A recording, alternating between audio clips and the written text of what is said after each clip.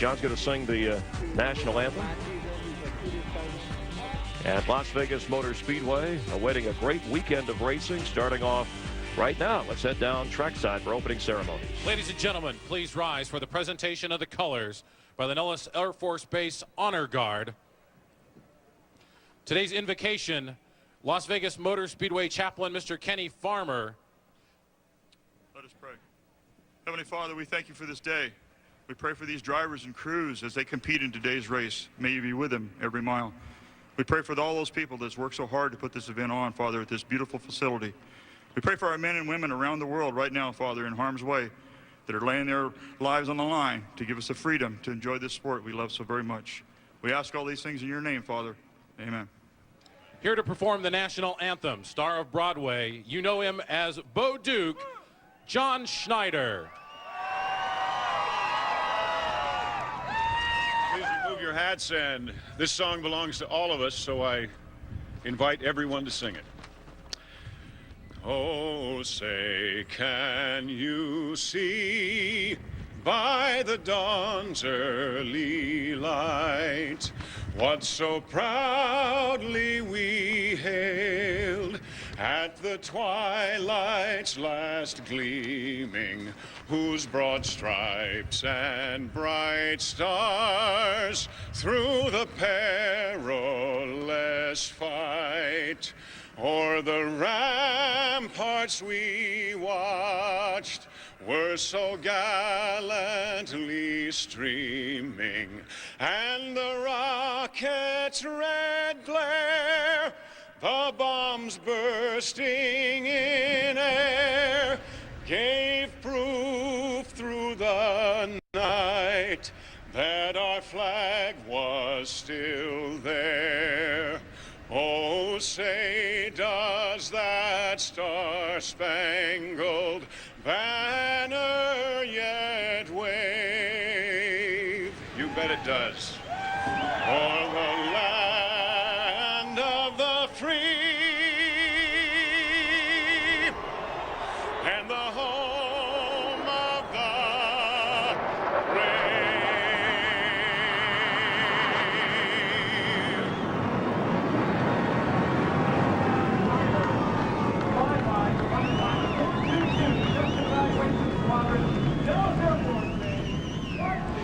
Always a stirring moment, the flyby of the F-15s from Nellis Air Force Base nearby as the drivers get ready to hop in their cars and go racing. The voices of NASCAR and FX and Fox, Darrell Waltrip, Larry McReynolds, Mike Joy up in the booth. Gentlemen.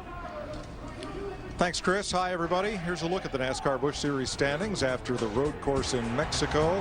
Kevin Harvick, who rolls off fourth today, 14 points up on J.J. Yeley. Denny Hamlin, last week's winner, in third. Jamie McMurray, Clint Boyer, Bernie Lamar, the rookie, there in sixth. Leffler, Edwards, Wood, and Keller are the top 10. Today we have seen snow, sleet, rain, a little bit of fog, a little bit of sunshine, and yesterday sandstorms. So, Darrell, you got your long handles on. It's a really cold day in Las Vegas. How are you going to run this race? Well, I don't know, but we get one thing I know for sure. We're getting ready to heat to join up.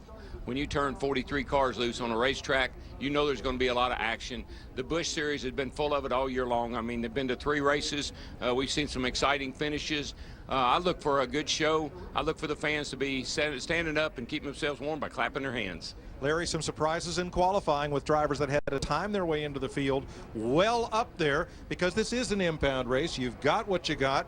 We're going to see a lot of comers and goers today. And there's no question. And remember, when the caution comes out in the Busch Series, unlike Nextel Cup, you can't throw 4 tires on that race car every time because you're limited. A lot of these teams only have 4 sets of tires to work with. And one crew chief told me this morning, he said, Larry, this place is getting like Rockingham or Darlington. The tires just start sliding earlier runs. So the real challenge for these crew chiefs today is when to hold them and when to fold them with those fresh tires. Was he talking about the weather? Tires and weather. Okay. We're ready to race in Las Vegas with the NASCAR Busch Series in the Sam's Town 300. Glad to have you with us.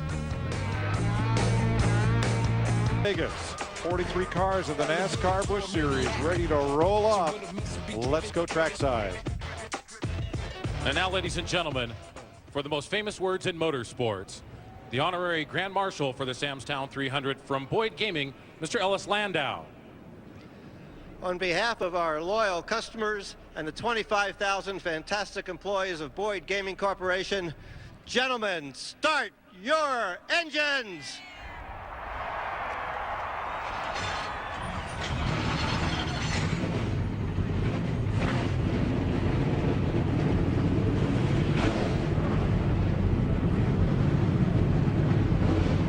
Ready to race on a very chilly afternoon in Las Vegas. I believe yesterday this was the coldest section of the United States right here. Temperatures in New York in the 70s, New England in the 60s. We're freezing our tails off out here in the desert. So it goes. And let's go trackside to Matt Yoakum. Mike, when you look up and down the grid, there are 3 of the 8 guys that are planning on running the entire Busch and Nextel Cup schedule this year, double dipping. Kevin Harvick, Carl Edwards, and Kyle Busch. Now, those 3 have always run strong in the Busch Series. Great qualifying efforts today, and they're looking very well in the points, all top 15, with Harvick leading the driver point standings. Now, when you look at the overall program, they all, like Shane Wilson, Harvick's Busch crew chief will tell you, they all know there's a lot of wear and tear on Saturday, but it pays off on Sunday. All are trying to chase a Nextel Cup championship, and you look at the last time all 3 ran well in the same Busch race together, Texas last fall when Harvick went to victory lane. All 3 scored top 5 finishes. To Steve Burns. Well, Matt, the future is now for young drivers Denny Hamlin and J.J. Yaley. You mentioned Kevin Harvick. They are 2nd and 3rd in the points, right behind Harvick. Yaley, 3 starts, 3 top 10s. It wasn't that long ago that both of these drivers were racing at short tracks. Hamlin in Virginia and the Carolinas. Yaley barnstorming the Midwest and the West in a midget car and a sprint car. They both will be contenders for the championship and the win today. Mike Joy. Thanks, Steve. Stay warm down there. Let's go down to our Ford Fusion cutaway car. Jeff and Chris. Yeah, Mike, we're looking at the front of the car. Jeff, coming off the road course, 1.5 miles flat track, obviously the aerodynamics more of a concern here. Definitely more of a concern here, Chris. I mean, down the road course, you know, you always want to try to keep your fenders on the car, but today, making sure that you get this front valance sealed off to the racetrack, you'll see a lot of cars with that left front pinned down going around this racetrack. If you can do that all day long and keep your car smooth and keep these Goodyears happy, you got a chance to go to victory lane. And speaking of tires, let's go now over to Jeannie Zelasco. Yeah, that's right. Larry Mack will remind you throughout the day that the fuel window is about 60-65 laps, but the mystery surrounds that tire window. This is what I'm talking about here. As Larry referred to earlier, the guys are saying the track is really gritty, really just eating up the rubber, despite the new compound that Goodyear has given them to use here this year. So what does this mean? It's going to come down to handling. If you are fighting that car all day, if you are constantly turning that wheel, well, in the land of buffets, there'll be a buffet of Goodyears this afternoon, which will not be a good thing. Dick? Pit road here in Las Vegas is treacherous at best. Not the stalls, they're just fine. It's the entrance and the exit. The entrance is so tight. Jamie McMurray told me a couple of minutes ago he almost spun out 3 times in practice. Now coming off pit road, it's very, very slick. So blending out onto the racetrack, a driver has to be really, really careful. He doesn't spin the car out. Mike? Thanks, Dick. Field is fired and we're just about ready to go here in Las Vegas. We'll be back with the starting lineup for today's NASCAR Busch Series race.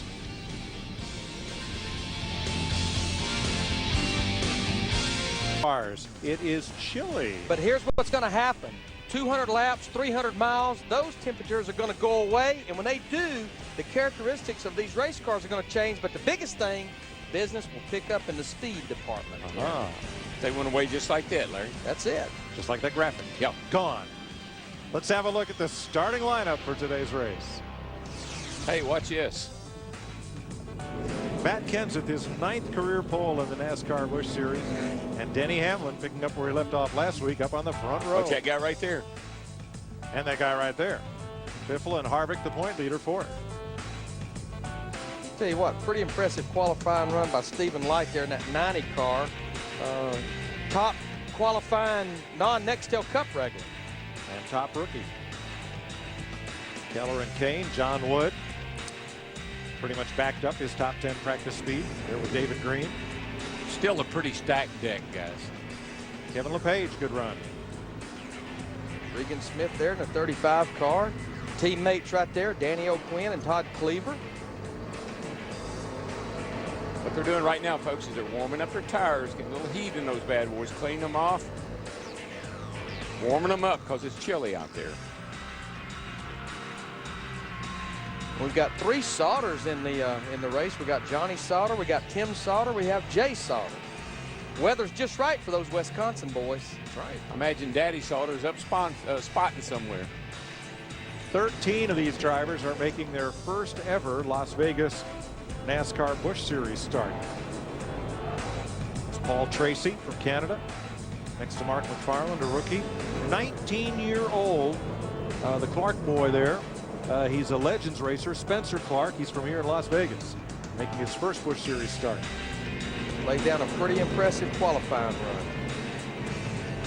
Kenny Wallace, you didn't see it on our practice show, but at the end of the session, he wrapped up his Nextel Cup car, taking Jeremy Mayfield with him. They'll both be in backups tomorrow. Blue sky is a beautiful thing back there. It is. And David Gilliland will start scratch on the field in a car prepared by Billy Wilburn and with driving coach Jerry Nadeau helping the NASCAR West second-generation star.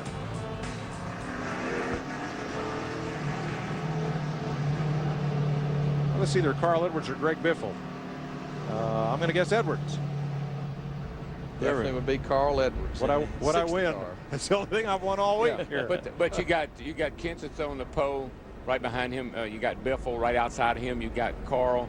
I mean, again, Larry, the Roush cars, the stacked deck coming into this race today. Yeah, we've had 9 Busch Series races here. Roush has won 4 of those.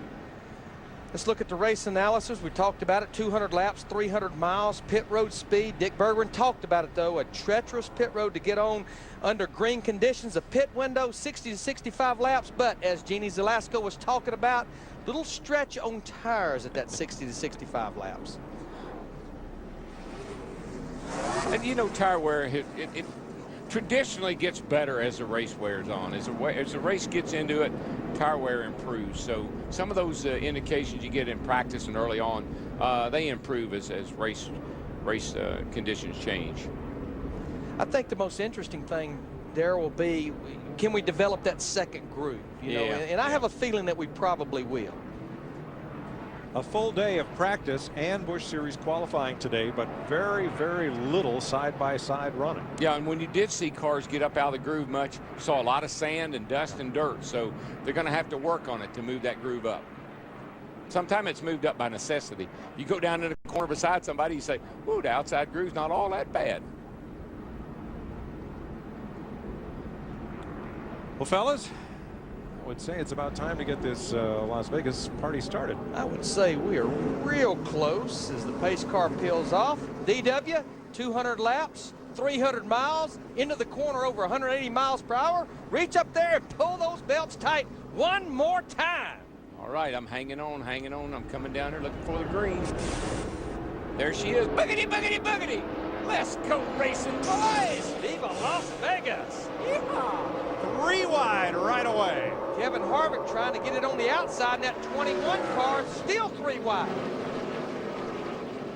Harvick knows he's got to get up there and get after Kenseth and Biffle in a hurry. If he doesn't, they'll get away from him. Greg Biffle in that 16 car, though, he has the preferred line. Enter turn 3. He wants to lead this first lap. But, boy, the car walks up the racetrack. Here comes Kenseth back on the bottom. Yeah, low air pressure. Carried it in there a little hot, trying to clear Kenseth. Car took off with him. He'll be all right. It'll come back for him. Got one smoking going down into turn 1. Yeah, a lot of smoke. I think it must be just tire smoke because he's continuing still carrying quite a bit of speed. And this may have happened from some of the 3 wide back there going through the corner back in the field. Get those tire pressures down, Larry. I mean, you got 17, 18 pound in left side tires. You're going to get a good bit of, get a lot of wrinkle in that sidewall. Let's see if there was contact involving Regan Smith. Look at the McDonald's car there. Up on the outside behind that 11 car, and yes, he does get a little contact. Paul Menard there in the yellow car. So that's got the left front rubbing right now. But Jeff Hammond talked about that in the pre-race, keeping those fenders in the right shape. It'll just kill your race car here when you bend one in like that. That smoke can probably go away, though. That tires are tough. Sidewalls on those tires are pretty tough. It'll move that sheet metal right out of the way. It's not very heavy, not very thick. We're riding with J.J. Yaley here in the 18 car, back in the 17th position right now. He's trying to make a move on Kevin LePage, but no room to go on the outside. That's Stephen Light, who had a strong qualifying run, dropping back in the field a little bit. He's back to 13th. Yaley. Sorry, Mike. Go ahead. Yaley works his way underneath, trying to complete the pass. Yeah, I was gonna say, you'll see a lot of guys under that white line, and that's perfectly legal here. As a matter of fact, right down the front straightaway here, you'll see cars all the way down on the apron. And unlike Daytona and Talladega, that's perfectly legal. There are no out of bounds here. Bernie Lamar, the yellow car, 77. Ooh, he tried to find his way underneath the 50 of Danny O'Quinn. There wasn't a lot of room there. O'Quinn's another driver, not a lot of big track experience. Going to take him a little while to find his way here. I'm going to tell you what, a man on the move, though, on the outside of Danny O'Quinn is that maroon car, number 33, Tony Stewart, the winner from Daytona. Started back in 26. He's trying to work his way already after 6 laps into the top 15. You know, Larry, with the impound races the way they are, oh, man, we just had a car bounce off the wall. I think it was A.J. Yeah, A.J. hit the wall coming off 4 there. The 38 car. Anthony Foyt the 4th, but he continues.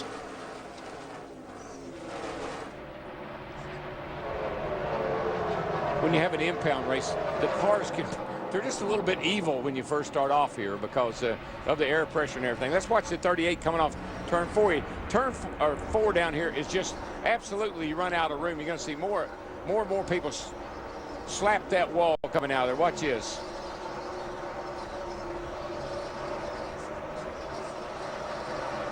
You get back in the throttle so early, back in the middle of the corner, you're carrying so much speed, you just run out of racetrack. Here's what happened to him, DW, a couple of laps ago.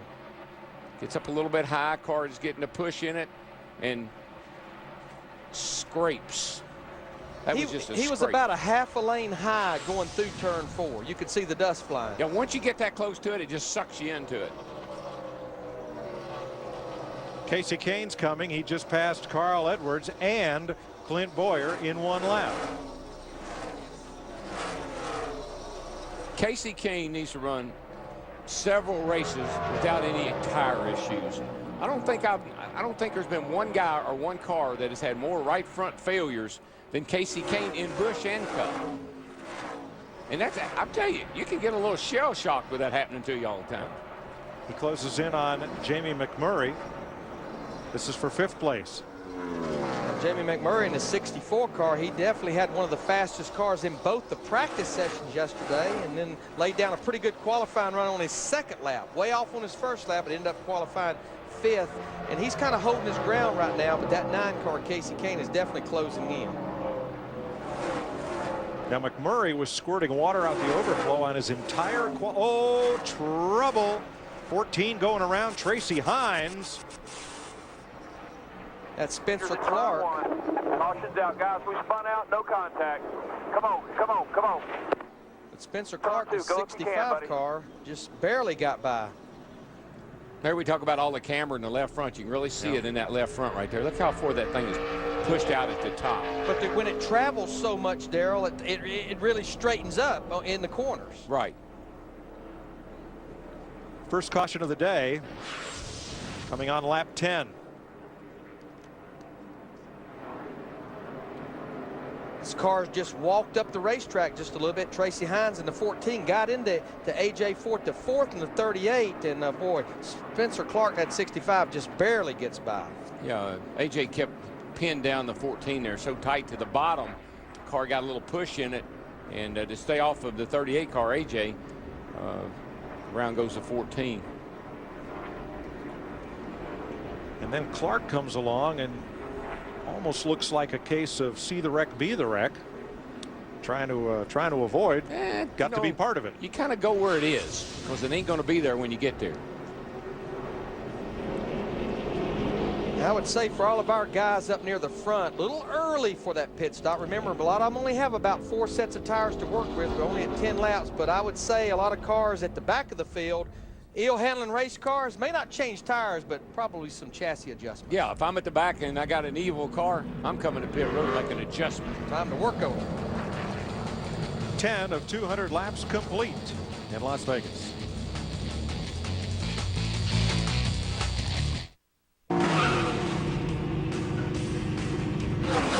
The Busch 300 on FX is brought to you by Dodge, by Sprint, and by Advance Auto Parts. Kenseth has led all 12 laps. Greg Biffle, Kevin Harvick, Denny Hamlin, Jamie McMurray. 2 Fords, 2 Chevys, 2 Dodges. And as we anticipated, we had about 11 cars at the back of the field, made pit stops, mainly for adjustments at full field. Didn't see a lot of tire changing going on. And again, Larry, I think that's just a product of the impound. You know, you set her up as well as you can, loose you can to qualify with. Sometimes you miss it for the start of the race. So good opportunity to come in just. Got Casey Kane in the 9 car on the high side of McMurray in the 64 car. He's going to bring Clint Boyer in the 2 as well. Looks like McMurray down low coming off 4. He couldn't get off the corner. I almost think McMurray's got a tire. Maybe he's got a low tire or something. He's acting like he's falling back a lot. Remember, that car was shooting water out the overflow during qualifying. They are allowed to add water, put some back in, but we'll see how McMurray fares. Dick? Oh, he's a little bit loose going into the corners, Mike, tight in the middle, nothing to worry about. Okay.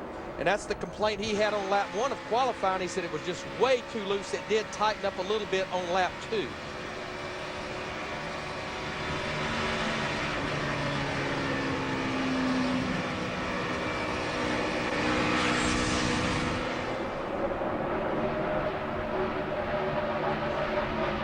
See a couple of the rookies getting together. Todd Cleaver in the 06, Bernie Lamar in the 77. That was Kenny Schrader in the 66 on the high side. There's some places on this racetrack 3 wide will work. There's a lot of places it won't. Yeah, I think Bernie Lamar was probably taken by surprise because you see how he almost overreacted and got into Schrader.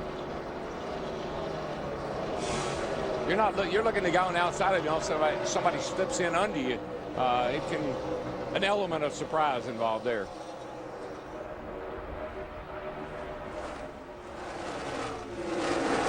Let's go to the leader's pit, Steve Byrne. Mike, listening to Matt Kenseth, when the caution came out, he told crew chief Chad Norris the car is pretty good, the balance is good, it's just a little bit slidey. He also said the engine's running a little bit cold, so when I pit, leave the grill alone unless I tell you otherwise. Jeannie? Well, that may be news that Kevin Harvick would like to hear because he was deciding whether or not to make this pit stop last time through, but decided, you know, the car is good. The problem is the 17 and the 16, they're really, really good. They're really fast. And just to follow up on what Steve Burns was talking about, Matt Kenseth, leave the grill alone. He's not necessarily talking about putting tape on it. What he's telling them is don't clean any of the rubber off of it. Let it build up there a little bit. And if we have to clean it later, we can. But yeah, right now, out in clean air, not fighting traffic, it's going to run a little bit on the cool side, especially in this weather. Yeah, and when the engine's not up to temperatures, particularly the oil temperature, she won't perform quite as well as it will when it's at not necessarily max temp, but you want it warmed up. Tell you what, Casey Kane in that 9, he just keeps picking them up and mowing them down. He goes by Denny Hamlin in the 20. This is a battle for 4th right now. And he's trying to make that second groove work in the 9 car. Let's check with Matt. Mike, Denny Hamlin on the bottom of the 20 car. Now the Mexico City winner was telling his team, he says the car is bottoming out almost every corner, filling up the cockpit with a little bit of smoke. It's the car, balance-wise, is not bad. It's just a little bit free, a little bit loose on entry down into turn 3. Thanks, Matt. Let's check on his Joe Gibbs Racing teammate, J.J. Yaley, who started 19th, came up to 12th by the time of the caution flag, and now he's in the top 10. JJ's car looks a little smoother than Denny Hamlin's. Denny's car's pretty aggressive rear shock package. It's hitting those bumps and really hopping around. That's got to be very uncomfortable. More on Yaley, Dick Berggren.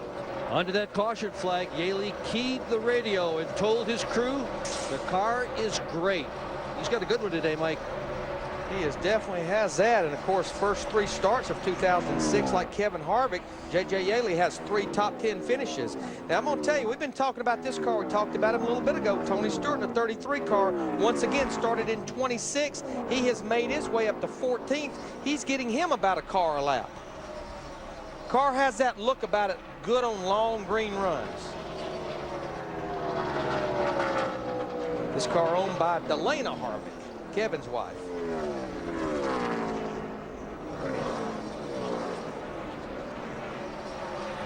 Matt Kenseth has a 1.6 second lead over his Roush Ford teammate Greg Biffle. Kevin Harvick 2.5 seconds back in third. But Harvick has a mirror full of Kasey Kahne. Why do those guys that drive sprint cars and midgets and all always seem to find the cushion? Seem to get right up there on that edge and just really like it and go fast. I think it's the way they drive the whole time they're in those other cars. Turn 3, car way up in the marbles, almost got the wall, and it looks like it's going to get away without damage. Had a caution in the making there. As there he is onto pit road. It's the 34 of Paul Tracy. That's a right front tire. Looks like might be down. No caution. Flat. Right front is flat. Was almost the whole right side, but Tracy made a nice save going off into turn 3. He's been doing a great job. I've been very impressed with Paul in these cars. The blink of an eye, Kenseth leads up to 1.9 seconds in Las Vegas. Matt Kenseth in the Pennzoil Ford, picking up where he left off last week. There you look at how his lead interval has built, and now Kasey Kahne has caught and passed Kevin Harvick for third. He'd been working on Harvick on the high side. Finally, he got by him on the low side.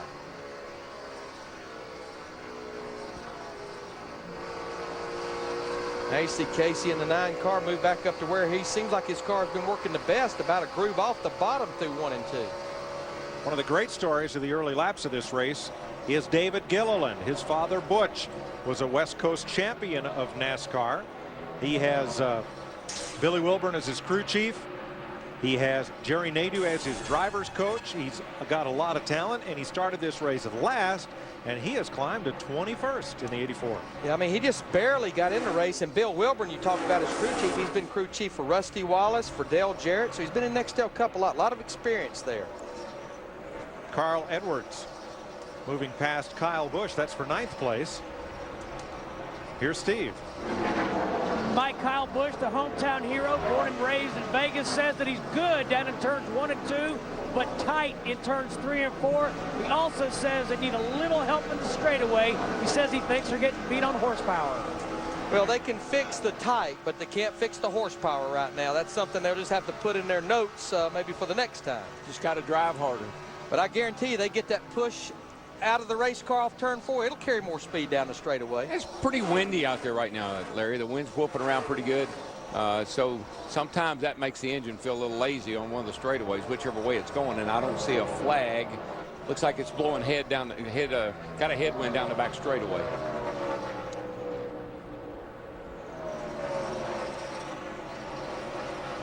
Right now, Matt Kenseth in that 17 car has pulled out to over a 3-second lead now over Kasey Kahne in the 9. Kasey Kahne in the 9, Kevin Harvick in the 21 just got by Greg Biffle for the 2nd spot. There goes 3 wide through here, 1 on the apron. That was interesting. Speaking of apron, Tony Stewart in that 33 car, he has those left side wheels almost below the white line through the corner. A lot of grip. Darrell, you're not the only one to notice the wind. Tony Stewart had this conversation with his spotter. Just a little bit tight in the center. A lot of it's just due to the wind down to 1 and 2, or in 3 and 4, I mean. But Mark, you just periodically need to let me know which way my wind's blowing here, just so I know if it's changing directions or whatever. Yes, sir.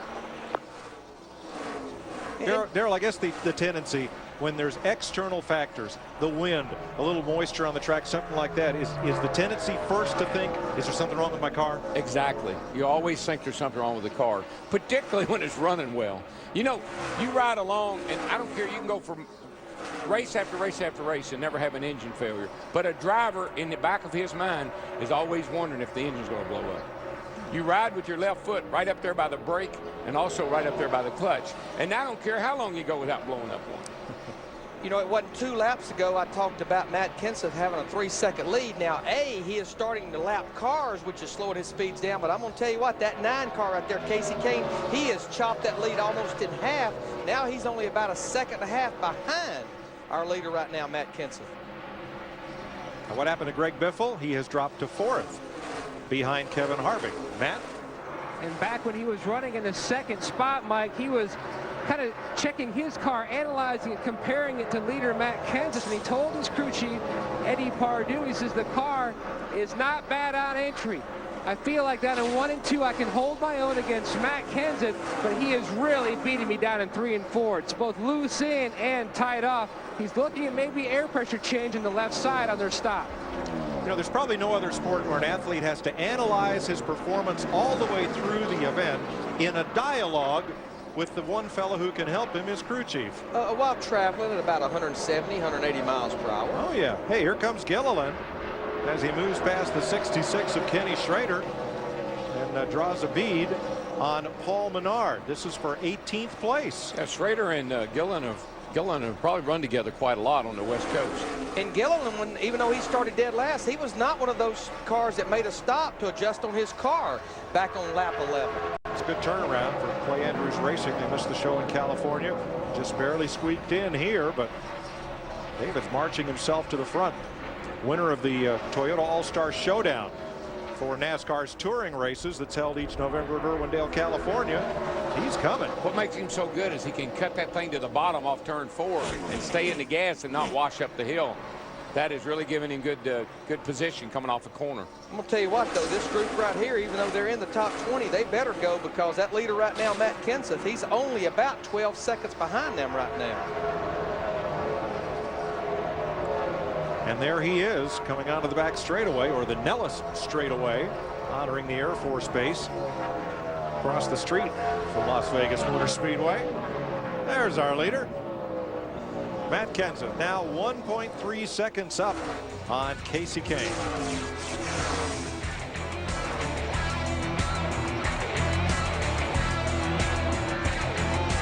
34th birthday from yesterday has led all 42 laps. We're going 200 total here in Las Vegas, and he was your pole sitter to start things, being challenged by Kasey Kahne. Here on lap 6, there you see A.J. Foyt. He brushes the wall right there off of turn 4, and then later on, first caution came out. He was also involved in that right there with Tracy Hines. Tracy Hines in the 14 car spinning to the inside. A.J. Foyt and the rookie. Both rookies, Clark, you know, getting away from the deal. Having some problems, and then the Canadian-born Paul Tracy, former kart champion with a flat tire. Yeah, I'm really excited about Paul being involved in the series so far this year. He's doing a great job. That flat right front tire cost him 2 laps. So again, Kenseth in the 17 car holding on to the lead. Kasey Kahne right behind him, followed by Kevin Harvick. Reed Sorensen in the Discount Tire Company Dodge, the 41 Chip Ganassi, has moved up. He started 27th. He's working his way up into the top 15. Dodge is impressive today. Definitely so right now. Kasey Kahne is putting a lot of pressure on Matt Kenseth, and Reed Sorensen also working his way up through the field right now, picking off one at a time. Let's rejoin Darrell, Larry, and Mike. Interesting thing happened while we were away. Matt Kenseth got caught up trying to lap a car that did not want to go a lap down, and Kasey Kahne closed right to Kenseth's rear bumper. Matt put that thing in overdrive and shot away from Kasey Kahne. It's kind of like you and I were talking, Mike. You never know exactly how hard Matt Kenseth's driving. Very conservative. Got to feel like he's always holding back a little bit. Here you see John Andretti, one of the first cars to make a green flag pit stop. Now, I think this is a little bit early, but you heard Jeannie Zelasco talking about it. We've been talking about it at the beginning of the show. If your car is handling bad, trust me, your tires are not working very good right now. No, they're slowed down to 34-second laps now from qualifying in the low 32s, high 31s. One car has gone to the garage. That is Joel Kaufman, the only car out of the race so far. Steve? Yeah, Mike, the other issue that the leader, Matt Kenseth, has is his car has gotten tight. He's already told his crew the adjustment he wants to make on the car when they stop, 1 pound out of the right front tire. Jeannie? You know, proving once again that it's all in your perspective. As we look at the tower, we look at the track, we're watching Kasey Kahne take off. The car's looking great, but he keeps coming on the radio and saying, tight off. Tight off. The car is tight off. It rolls up in the right rear too much. So he's complaining, but it's working for him right now, Matt. And Greg Biffle, Jeannie, still trying to hang on. He just came on the radio, told Eddie Pardue that the right front is basically gone. He says, I really have used it up. Now they're looking at pitting maybe around lap 57, 58. That is where they're looking for their first stop.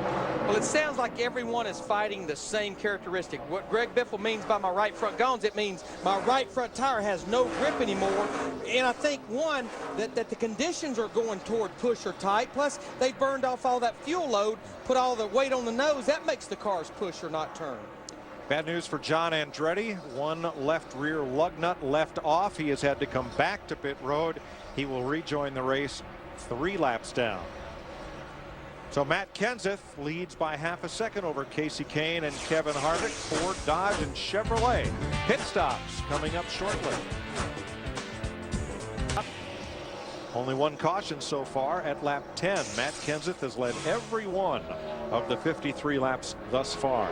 And I would say if we stay green over the next 8 to 10 laps, pit road will get pretty busy. When you're out there and you've lost 2 to 2.5 seconds from what you were running at the beginning of the race, that's a lot of give up. You can't stand to stay out there long if leaders start hitting pit road for fresh tires. Kenny Schrader, the second of the lead lap cars to pit after David Green. Long way down to the far end of pit road. They're going to reconfigure this track right after Sunday's race, add some more banking and bring pit road out closer to the front straightaway. David Gilliland has also come to the pit lane. And Mike, I believe if it does for this racetrack what it did for Homestead. Homestead is kind of the prototype. It's kind of the poster child of racetracks right now. They made the big changes down there and the racing's been great. I think it's really inspired all these other track owners to do the same thing. The Hype Manufacturing Chevy for David Gilliland completes his service, and here comes Johnny Sauter in the Yellow Transportation Chevy. Harold Holly led team. It's really had a great start to this season. And that was a decent stop for David Gilliland and his crew. Remember, this is really the first race they've been in this year, and here their first pit stop is under green.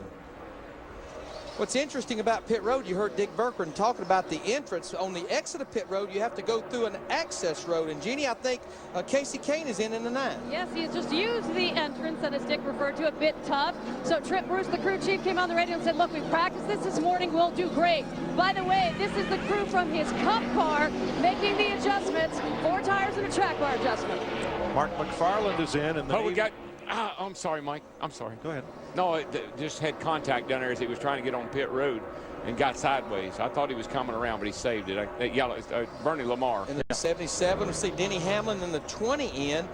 And just remember, these are green flag stops. These cars are empty on fuel. The rule change this year in the Busch Series, they've got smaller necks on the fuel can to try to slow the fuel down. So really, you could be waiting on fuel versus the 4 tires they're changing. Spencer Clark is in. You're watching Bernie Lamar and also Denny Hamlin, last week's winner. Matt. And Denny is in. Team goes to work on the 20 car. Now, he came on the radio about 5 laps ago and said, no matter what I do, it just seems like it is getting tight if I get close to anybody on the racetrack. Making a significant air pressure change on the 20. And they were also talking about a track bar. He's down and away. Paul Menard is in. J.J. Yaley comes down the pit lane. John Wood is in as well, and Jay Sauter. Here's what Darrell saw. This right here had my attention because that was the leader right there, and he was boxed. And at 77, it actually looked worse in real time. Everybody did a good job of getting through that. Tony Stewart's in as well. Here is Yaley's stop. But Darrell, the entrance to pit road here, it's dead smack dab in the middle of turn 4. It's probably one of the worst entrances we have as far as getting onto pit road under green. Yeah, and you're in the groove. I mean, you're right in the groove where everybody's running, and when you slow down, you better be sure there's nobody behind you. See Tony Stewart in a 33 car. He was making some move on the racetrack. All these stops should be for 4 tires adjustments, but mainly full of fuel. Jason Keller is on pit road, and so is Kyle Busch and Stephen Light. And here comes our leader into the pit lane. Matt Kenseth. The other thing, Larry, that makes it so difficult is the way these seats are made now, you cannot get your hand up high enough for the guy behind you to see you. Steve. Hey, DW, a lot of adjustments for Kyle Busch in the 5 to the right of your screen. He wants an air pressure adjustment. He's really, really tight. You see Matt Kenseth trying to get down into his box with a car in the inside, the one car.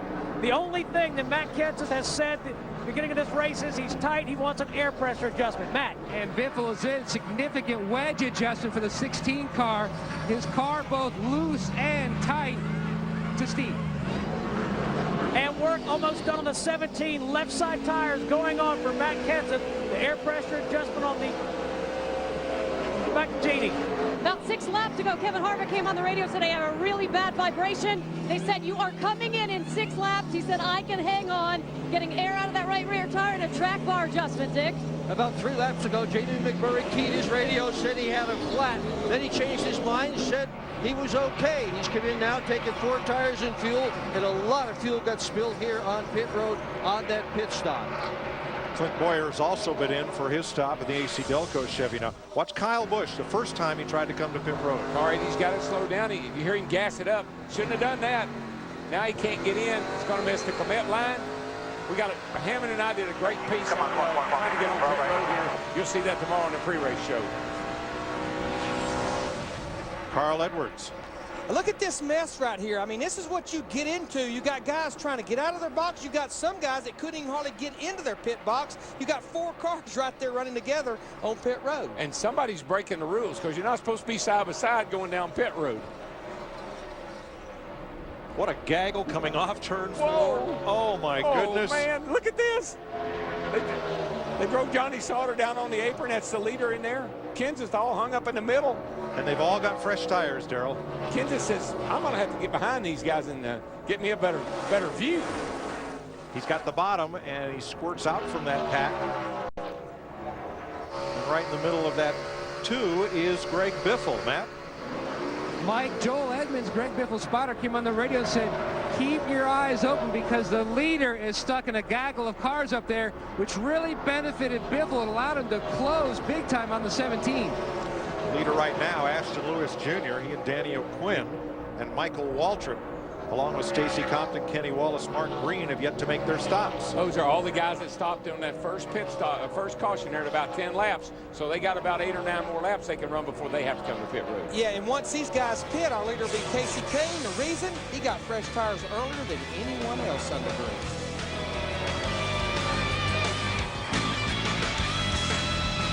Jr.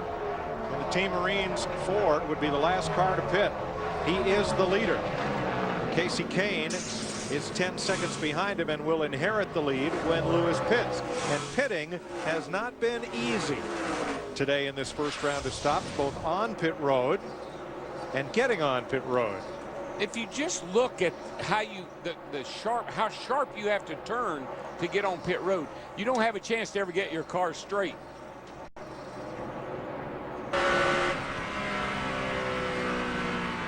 Now Kenny Wallace trying to get to pit road. See, you're in a turn all the time. You're turning in, and the pit road entrance is in a turn. You can't get your car straightened up to get it going straight down the pit lane. Car doesn't want to turn sharply and slow down at the same time. Right. You got brake on, and you're trying to turn down into the pit lane, plus the transition off the banking. And you're on old wore-out tires to begin with, too. Can you think of anything else? Nothing is in your favor. And right now, Ashton Lewis Jr., remember, he's one of those cars we talked about that pitted on lap 11. Now, he's out there losing about 2 seconds a lap to the guys with fresh tires. He's coming in this time. What he was banking on, though, was getting a caution during that window when all those leaders pitted till he had to pit. Well, he got in trouble early with the fender problem. Had to come to pit road early, so he was trying to make something happen that just didn't happen for him. And the problem now, Darrell, he's been out there for so long on those old worn tires. His lap times have fallen off so much that when he comes out, he just hopes he's still going to be on the lead lap. Yeah, he was digging a hole. He was just hoping he didn't fall into it. Right. Stacy Compton has pitted as well, so has Tracy Hines, and Joel Kaufman has returned to the race. But now, with Ashton Lewis Jr. in the 25 car making this pit stop, our new leader is Casey Kane in the 9 car. We've cycled through these pit stops, and right now, he has over a 7-second lead. Why? Because I mentioned it before we went to break. He pitted about 3 to 4 laps earlier than our leader. We've already talked about 2 seconds laps quicker. Plus, by coming early, he didn't have a lot of traffic to deal with getting on pit road or while he was on pit road. Sharp strategy move, but it'll take 50 laps before we know if it pays off if we don't have any cautions, because Casey Kane will have to stop again before the rest of the leaders. Here's a look at the pit stop that he made earlier. No one to really deal with there around, and he was able to come straight into his pit box. The Trip Bruce led crew, they look like they have a pretty good solid stop. You see when he goes to leave here, there's no one to have to deal with. Plus, again, I think the big factor was 3 to 4 laps earlier than like Harvick, Hamlin, and Kenseth. Yeah, see how empty pit road is? There's only 4 or 5 cars there. We saw a while ago we had 4 or 5 cars running together down pit road trying to get into their boxes. So that is why Casey Kane now has a 7-second lead on Kevin Harvick. Denny Hamlin is a further 1 second back. Matt Kenseth another second back. Greg Biffle another second back, and J.J. Yehler. McMurray, Sauter, Boyer, and Wood the rest of the top 10. Steve Park. Yeah, Park's driving that 31 car today, the Wheeling car, and of course they're the makers of the 2 lights on each end of pit road here that has helped so much with pit road speed and all that. But it sure is good to see Steve Park back. Glad he's got going to drive this car for 10 races this year. Glad he's got a job, and if you just think back, that's the car that really started all of his problems down at Darlington. That's that excess road we were talking about, how you go off of pit road and blend in on the backstretch. But meanwhile, back at the ranch, this 9 car right at 7 seconds over Kevin Harvick in the 21. 76 laps complete at Las Vegas Motor Speedway in the Sam's Town 300.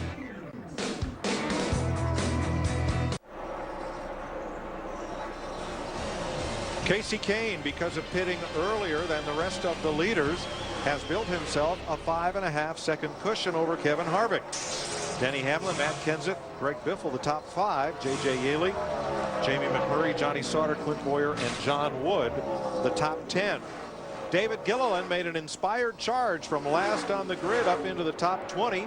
Made his pit stop and then came back in this Chevrolet, and that's where the trouble started. It went downhill from there. What you're going to see, they change the right side tires. They come around to do the left sides, and what happens, if you watch the front tire changer right here, his air wrench fails him. Now he's trying to get the rear tire changer's attention to get the wrench up there. Meanwhile, David Gilliland basically drives off the jack.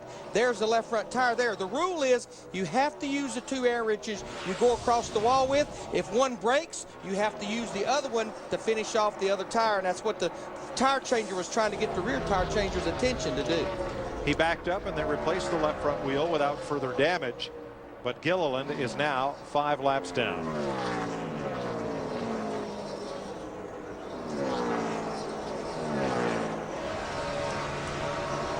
You're riding with Kyle Busch, running in 12th, and he had a little bit of a scare, Steve. Yeah, Mike, I'm listening to him on the radio right now. He said, I don't know what happened. He said the car changed drastically. He thought that he had a flat right rear tire. He said he was just sailing along, hauling the mail, and all of a sudden the car jumped sideways on him. Wow. He did not pit, so apparently whatever happened resolved itself. And Darrell, again, it goes back to, was there something, a little bit of something on the track, or was it the car? Nah, you got to believe if the car didn't fix itself, so got to be some kind of condition that went on with the car, or adjustment they made, the set of tires it had on it, or just the driver getting a little spooked about something.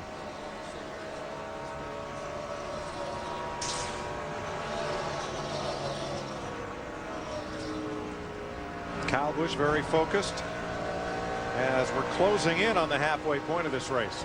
Looks like he's got his shield up. I guess it's must have a tinted shield possibly. It's getting pretty dark out. Must have to raise that thing up to be able to see good. Yeah, the lights you see out his left window is the track lighting system. It's not sunlight, though we've had some of that today. but mostly it's been pretty cloudy here. See him looking at his rearview mirror. Definitely looks like a tinted shield that he had on there. Yeah.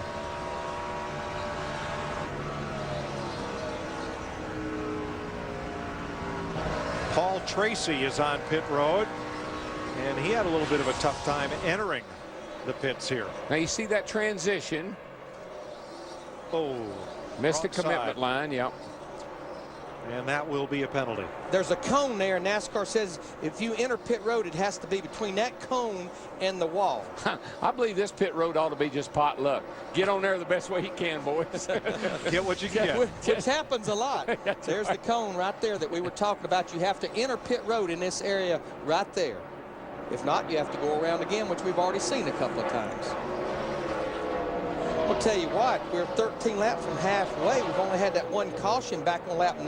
Right now, Kasey Kahne has put all but 15 cars a lap down as he pulls up on the back of Mark McFarland in the 88 car.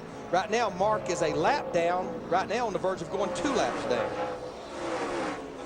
And one of those lap down cars, surprisingly, is Tony Stewart, who was making his way to the front before making his pit stop. Dick, what happened to Smoke? Well, they just didn't get the jack up quite high enough, Mike, and that cost him dearly here on pit road. Yeah, when you've got a car out there setting a pace like Kasey Kahne is right now, and like Matt Kenseth was before this round of pit stops, you have any problems at all, it puts you a lap down in a hurry. I'm not so sure, Larry, that I've seen this much calamity getting to the pits and in the pits in quite some time. Paul Tracy has had to make a drive-through penalty.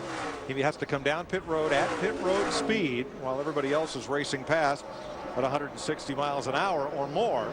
And that is the penalty for entering the pit road and missing the commitment cone. But DW, remember, this is only race 4. We've not had a lot of green flag stops. A lot of changes on pit road with pit crews getting synced together, especially the first time you're making green flag stops. 10 laps to halfway, and that's important because once we cross halfway, weather is no longer an issue.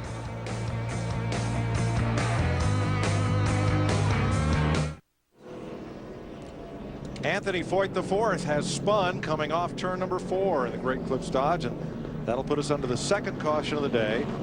Working lap 94. Kasey Kahne had built up a 4.8 second lead over Kevin Harvick before the caution flag. Let's show you what happened. Coming off turn 4, and it's a difficult corner to run, and looks like it's really difficult when you have the 99 car of my brother pushing you. Boy, Paul Menard, the 11 car, all the way almost into the grass to get by him on the bottom.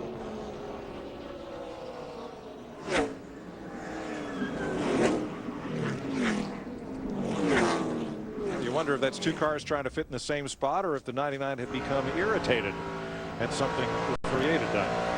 Well, you never know. You hear the throttle. You work the throttle off turn 4 here, keeping the car from pushing out to the wall.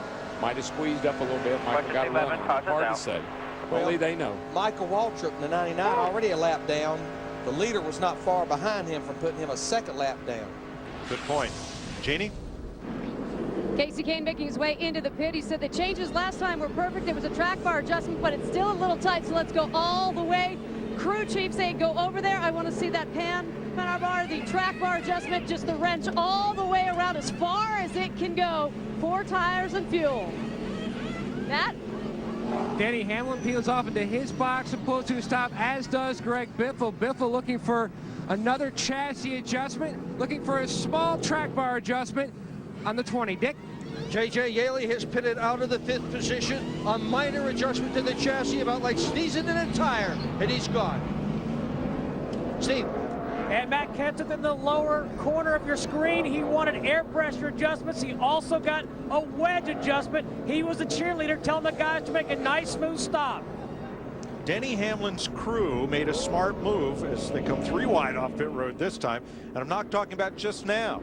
The pit that he picked was past the start-finish line. So when Kasey Kahne peeled off and stopped up by turn 4, Hamlin crossed the line and very easily picked up 5 bonus points for leading that lap. It doesn't matter where you lead it as long as you lead it. But I'm going to tell you, talk about this caution. Good news for Jason Keller, Reed Sorensen, and Jason Leffler. They were about to go a lap down. Dick Bergman talked about the problems with Tony Stewart's last pit stop. He's back on the lead lap. He gets the free pass. These boys right here, they're pretty happy. Matt Kenseth's crew, as we're 94 laps complete here in Las Vegas. Pit stops gone wild. It really was, Chris, right there.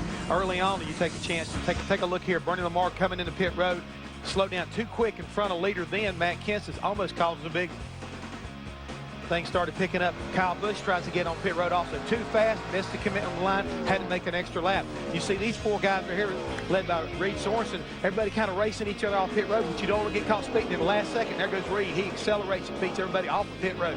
And spinning tires, as you look at Kenny Wallace here at his AutoZone Ford, spinning tires can be problems, as we saw with the 84 car, David Gilliland. Yeah, David Gilliland got a little bit of a hurry. Crew had problems with the air wrench. He didn't get the left front tire on. What happened? He had to back up on pit road, replace it. Paul Tracy, open wheel champion, missed the commitment cone, comes down pit road anyway. He had to do a drive-through, lost a lap. It'll be a factor the rest of the way. Kevin Harvick leading Mike Joy as they get ready to restart things. And further developments, Tony Stewart with a pit road violation, and Michael Waltrip for getting into the back of Anthony Foyt to bring out the caution. NASCAR judged that aggressive driving. He goes to the tail end of the longest line, but he stays on the lead lap. So is that a penalty? Well, but that does answer the question. They had a better view than we did, I guess. Thought Michael might have gotten into him and shoved him around. You know what, guys? We're almost halfway. What do you think? Let's crank it up.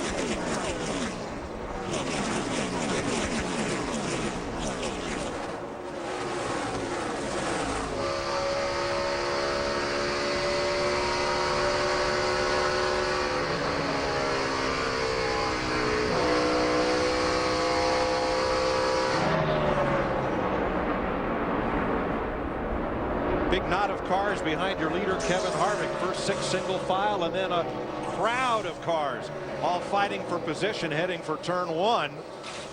Things are nice and orderly here, but look at this crowd. Kyle Busch with Johnny Sauter trying to take advantage, and Jamie McMurray alongside Sauter. Riding with Kyle Busch here in the 5 car.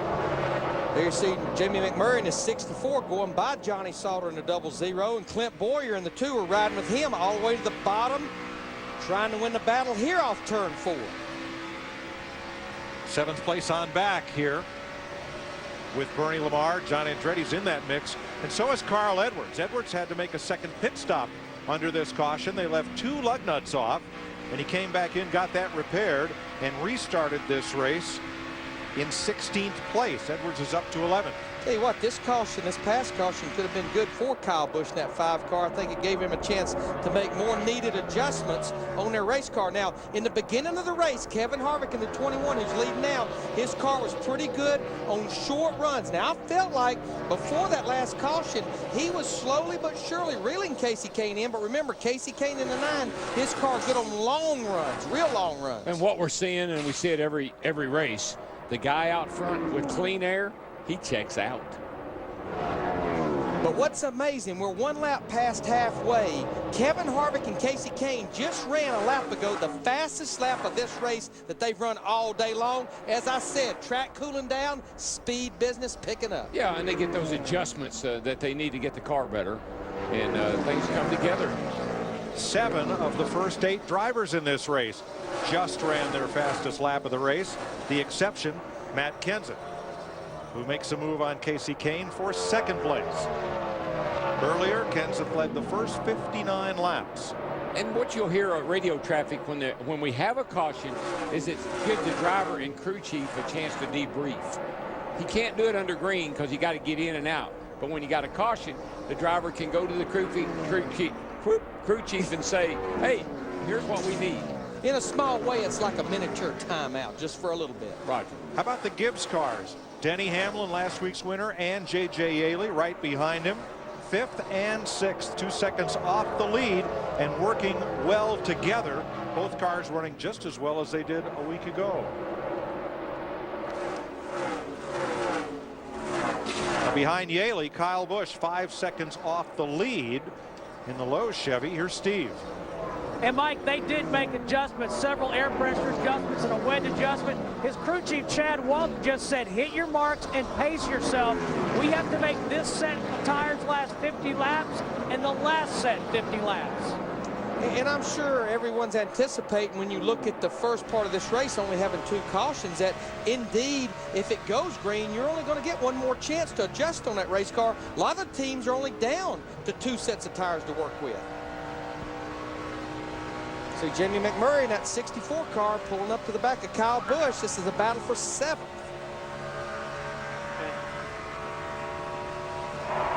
Inside 64. There you go, clear, clear. Sure doesn't take them long to sort themselves out, does it? Yeah. For about 5 or 6 laps there, they're all over each other now. It's almost back to single file. Clint Boyer has passed Kyle Busch. Still look like that the 5 car can run well for a few laps on fresh tires, but then it starts deteriorating just a little bit for him. Boyer moves up to 8th behind McMurray.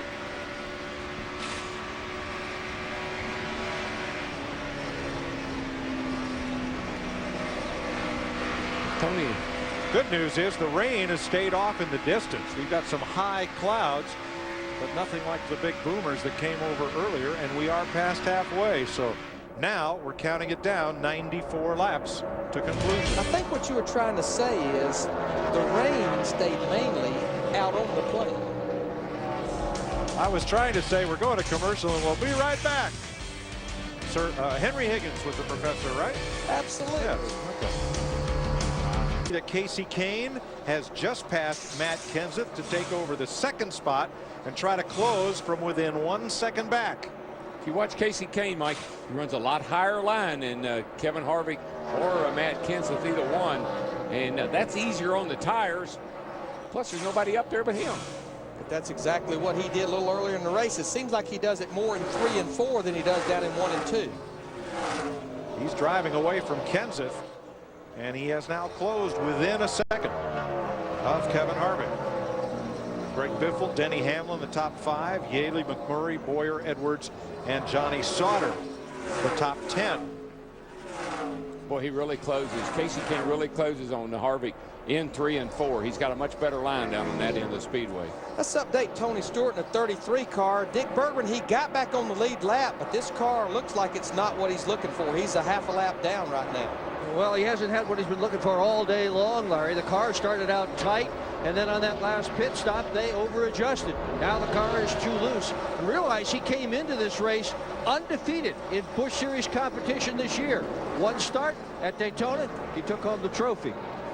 Yeah, I think if you watch where he's running, obviously he's trying to get the car to turn by getting it way down on that apron, so it must be really tight. Watch him here. He goes all the way down, gets those left side tires. He's been below the white line most of the time. Passes Paul Menard, who is not on the lead lap. Now this is something we want to follow because this race started so late here in the afternoon. We've been talking about the track temperature. It has dropped just a little bit there, 59 degrees, but look at the air temp, 44 degrees. That means the adjustments on possibly this final pit stop could be so critical to keep up with these ever-changing track conditions. But it's definitely getting cooler in the air and on the racetrack. I think, Larry, though, when you agree that when it's this cool, you're not going to get a big variance in track conditions because there's nothing really changing. There's no sun, it's cloudy, it's overcast. Pretty much seem to be pretty consistent as long as the cars are running. I think the biggest thing, they'll probably have to free that car up a little bit for that last stop. Just don't jump the fence like possibly what they may be doing with the 33 car. The next change will be dark. Steve Park there in the 31 getting overlapped by Harvick, and now Casey Kane. He was driving for Ted Marsh in one of these number 31s when he had the accident that sidelined him at Darlington in the Busch Series. There was a rain delay, and it is believed that Steve Park did not have his steering wheel firmly affixed on the steering column when they went back out under the caution flag after the rain delay. While swerving back and forth to warm the tires, he lost control of the car, was T-boned by another car, and that put Steve out of racing for over a year. He's come back, run a season in the trucks, now comes back to the Busch Series trying to complete his own personal rehabilitation and get back to a winning form. Actually won a truck race, I think, at Fontana, California last year. But when that happened, that car just, I mean, he was swerving around, all of a sudden that car took a dead left, and I forget who it was, but Larry Foyt was coming up on the inside to get to the head of the pack for a restart and just had nowhere to go. Tell you what, this young man's had a pretty solid day. Qualified 11th earlier today in qualifying. He's been knocking on the door of the top 10, but as you said, I think in this race, it's just a challenge to stay on the lead lap. Right now, John Wood back in 13th in the 47 car. Needs a caution to get caught back up about 16 seconds behind leader Kevin Harvick. Carl Edwards moves past Clint Boyer, and that's for 8th place. Well, Carl Edwards so dominant here last year. 14 laps to go, had to race one, cut a tire down coming off turn 4. Lead change. Harvick gets loose. Here comes Casey. Yeah, Harvick in the 21 got loose off turn 4, had to get out of the throttle, and Casey Kane in the 9 took full advantage of that. Harvick trying to make a run back to Kane, maybe get him loose off turn 2. Turn to the bottom, try the crossover move, but that 9 car is just a little better right now. Maybe he's got some steam down the straightaway. Look at him open up on Harvick. Here he comes, and you're pushing loose here. You got the wheels turn, and all of a sudden the front end bites, the back end hops around. You lose some momentum. Somebody on your back bump. Here he comes. You might hear him lift out the throttle a little bit. And that's just enough to kill that front stretch speed.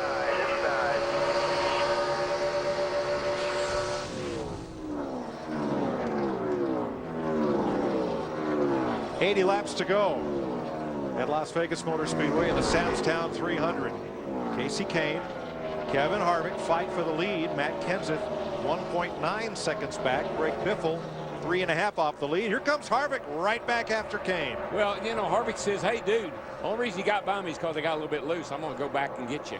But you know what? Matt Kenseth will love seeing this. These guys keep going at it like this. Matt Kenseth in the 17 car probably make up a little ground on them. And you might say, why are they doing this? Because I was about to say that. This is what drivers love to do. They love to play games with each other.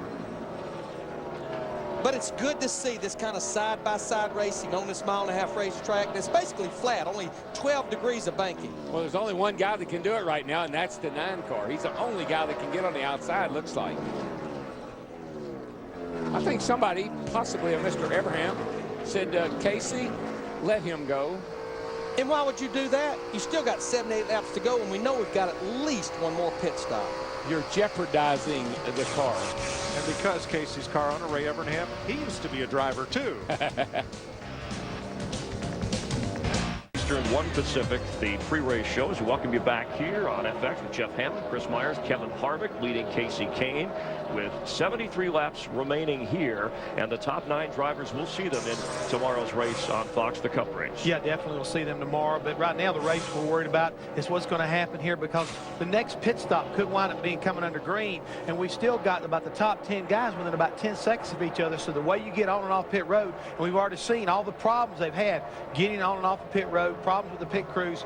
If these guys expect to win this race, that next round of pit stops could really, you know, kind of like settle the difference as far as who's going to wind up winning. And let's check in now with Jeannie Zelasco for more on Casey Kane. Jeannie? Yeah, settling the difference between what was going on between the 9 and the 21 right before we went to break, going back and forth. 21 just came on the radio and said, Kevin Harvick saying, did the wind just change direction? I think Casey Kane's take on that would be Mr. Harvick changed direction a little bit. Casey backing off, but he said, you know what? I just couldn't keep up. Harvick just stepped it up a little bit. Right now, it's just 2 car lengths between them, Jeannie. Harvick and Kane, and of course, one more pit stop to anticipate before this one ends. Matt Kenseth dominated early, but he's 1.8 seconds back, and that margin has not changed during this green flag run. Greg Biffle is 3.5 back. He's given up a little bit of ground. So is Denny Hamlin and J.J. Yeley. First in class, Johnny Sauter. He is the first of the non-Nextel Cup drivers. He's 10th. John Wood 13th, Jason Leffler 14th, Jason Keller 15th, and Tim Sauter 17th.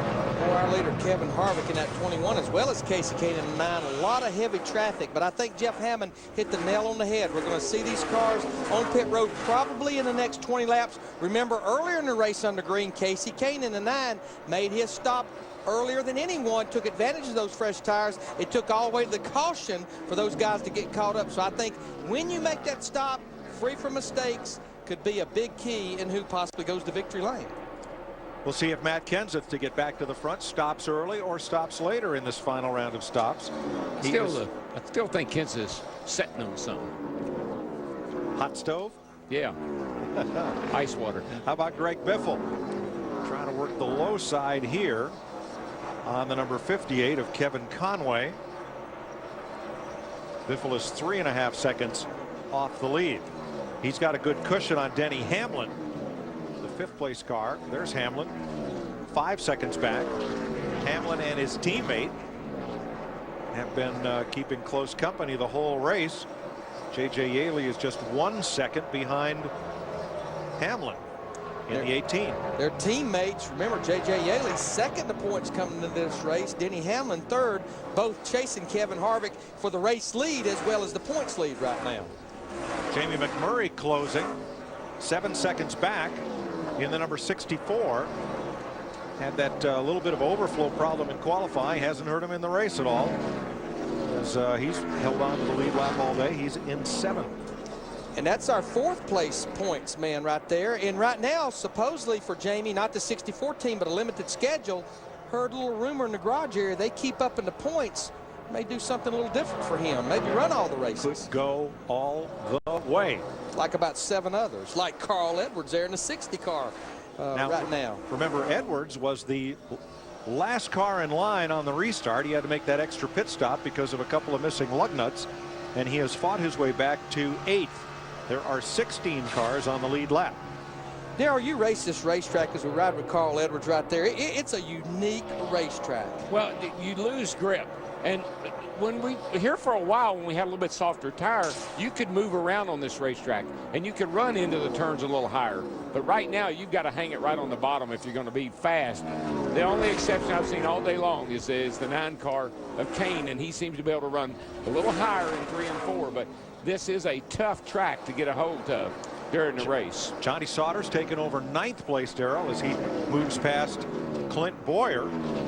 He is first in class of the non-Nextel Cup drivers. And here comes Reed Sorensen. I'm going to tell you what, Reed was one of the first cars to go out earlier today in qualifying. Didn't get the lap he thought he was looking for. Qualified 27th. But I'm going to tell you, he's been pretty solid, making his 2nd start here at Las Vegas. He finished 6th here a year ago, trying to rebound from a disastrous race last week at Mexico, losing an engine in practice as well as the race. Sorensen is 11th.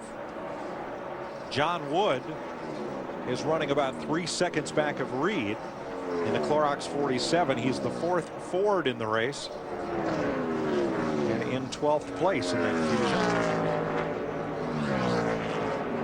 And he has about 1.8 seconds on Jason Leffler. Leffler in the 32, 19 seconds off the lead, which is more than half a lap. But the Lucas Oil Chevy still holding among the cars that have a chance to contend here. Tell you what, Jason Leffler, this group, they've been pretty solid. They're sitting there quietly right now, 7th in the Busch Series points. Right. Behind Leffler, Kyle Busch, 1 second back of Leffler, has had a real up and down day. He's presently 14th, 15th, 14th, 15th, okay, 15th, as he gets passed by Jason Keller in the Mikosuki number 1. So that puts Kyle back to 15th, and the last car on the lead lap will be Tony Stewart, who got the free pass on the lap 93 caution to move back onto the lead lap in the Old Spice Chevrolet. And that's all your lead lap cars. We're getting closer and closer to what could be that final stop for these guys, probably here in about the next 10 or 12 laps. Kevin Harvick leads Kasey Kahne by 1.1 second in the Samstown 300. round of stops today. There are 57 laps to go. Everybody can go the distance after they stop. Who will take the first pit stop? We will. Be right back.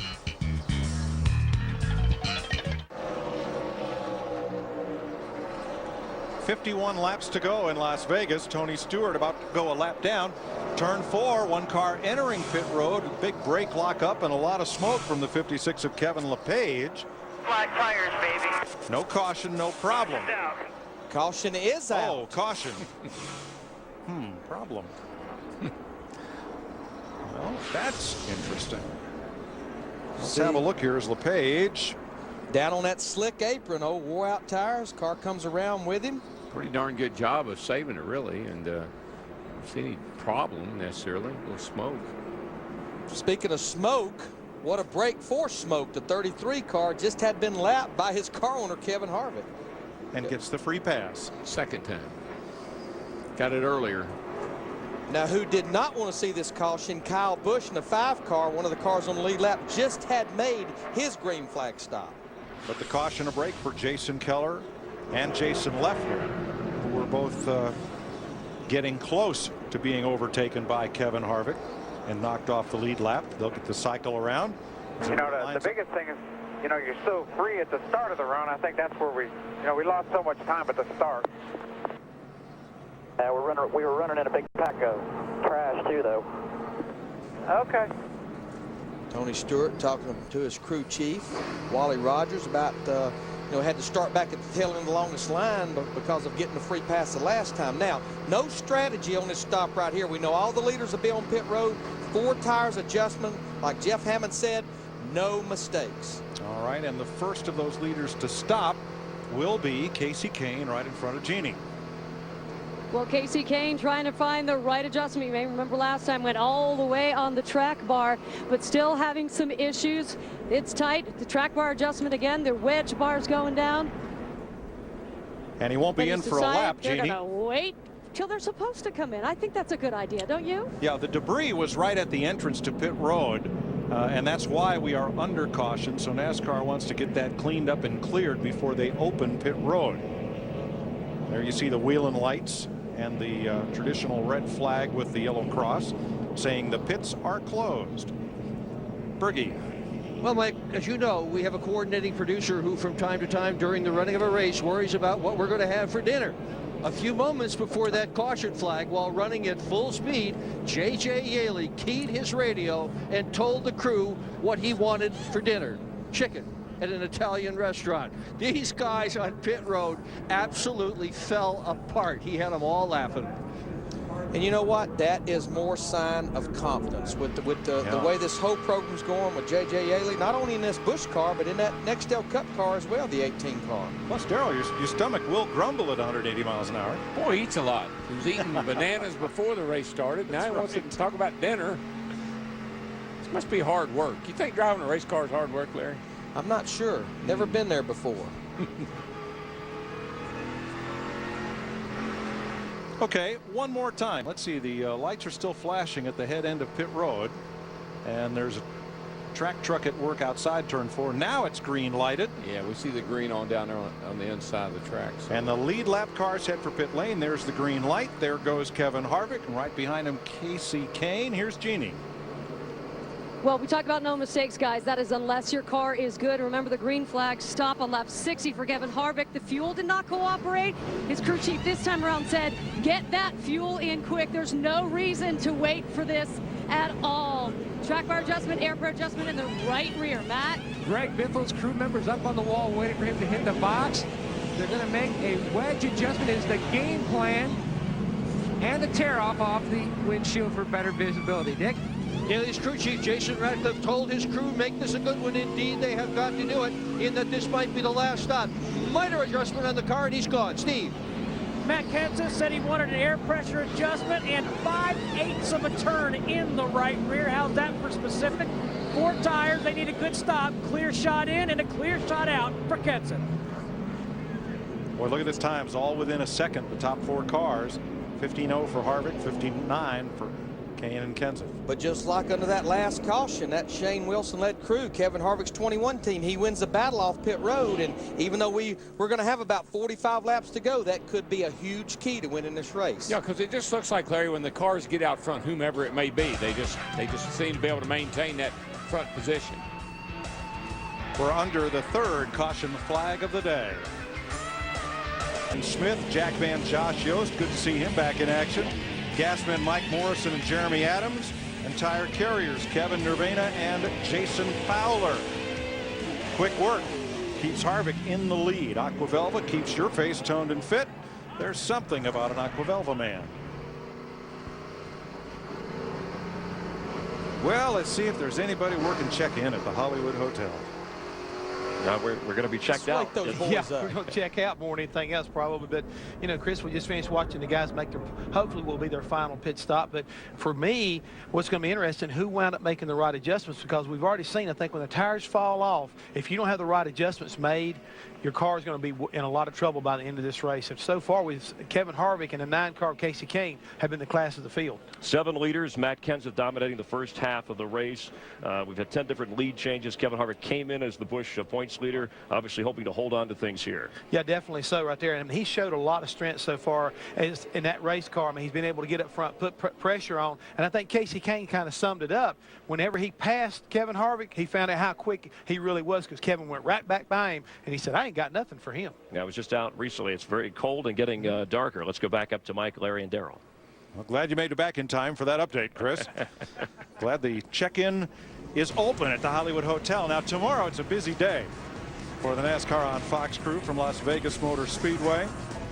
NASCAR on Fox returns. Defending race champ Jimmy Johnson tries to hold on to the front spot in the Nextel Cup points with the Las Vegas 400 tomorrow, 4 p.m. Eastern Time. Here's your front row, Greg Biffle and Tony Stewart. 4 o'clock Eastern, you'll see the race on Fox. Well, if you like numbers and probability, the leader of the most laps in the 9 Las Vegas Busch races has finished in the top 3 7 out of 9 times and has won the race 5 times. So far, Matt Kenseth has led 60 laps, and as they come by, Kevin Harvick will have led 60 laps. So there's a Quinella for you. So here we go.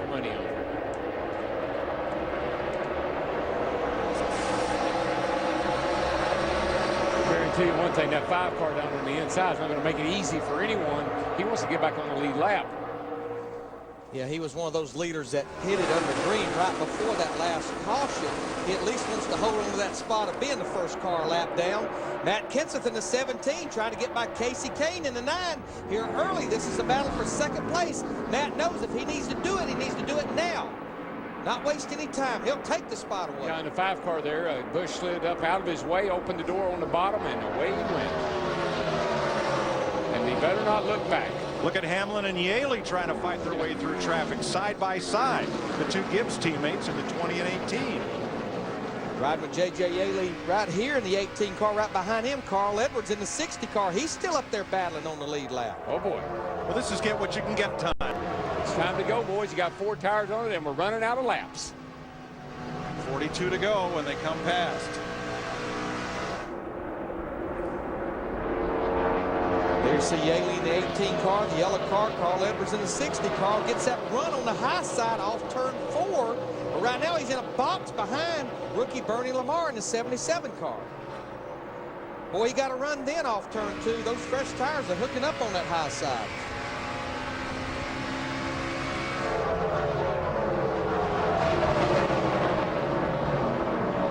So Edwards establishes 6th. Yaley back to 7th. Clint Boyer now 8th. Johnny Sauter now 9th. And a young driver has worked all day to get himself back up into the top 10. He's done it. Reed Sorensen. It has been an uphill battle, but it's taken him, 3/4 of the race to get there after starting in 27th. And I'm telling you, that 17 car is coming. He just ran 31.94 to Harvick's 32.22. And that's Kenseth's fastest lap of the race right there. Oh, trouble on the back. A car's around. John Andretti spins down to the inside after hard contact with the wall. Oh, he gets slammed hard. Tim Sauter in the 36 car. Hard hit. didn't need to hit me the second time. That was John talking, so apparently he's okay. Well, the cars are destroyed. Look at that thing. Boy, thank goodness that Tim Sauter hit him way up here. That's where and not back in the door. John's window net's down. Good sign. Yeah, I'm fine. Caution at lap 160, the fourth one of the day. Hard hit for John Andretti. First the wall, and then Tim Sauter. I thought the car was going to go over when he hit the wall. He hit it so hard. And Tim is going to climb out under his own power, it appears. That was a vicious hit. See if we can see what started all this mess. 64 car, McMurray. Ooh. Gets into the back of John Andretti in the 10, turns John around. McMurray on the lead lap, 10 car not. You could see the car come up right there, and the roof flaps, the two flaps that deployed on the top, set it back on the ground. And then this. Oh.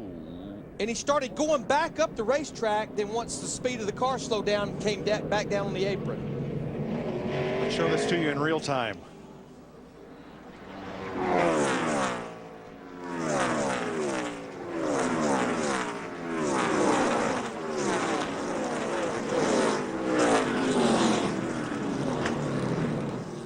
Man, did you hear that? That was a hard lick. I believe the car that just snuck through on the inside was Kenny Schrader.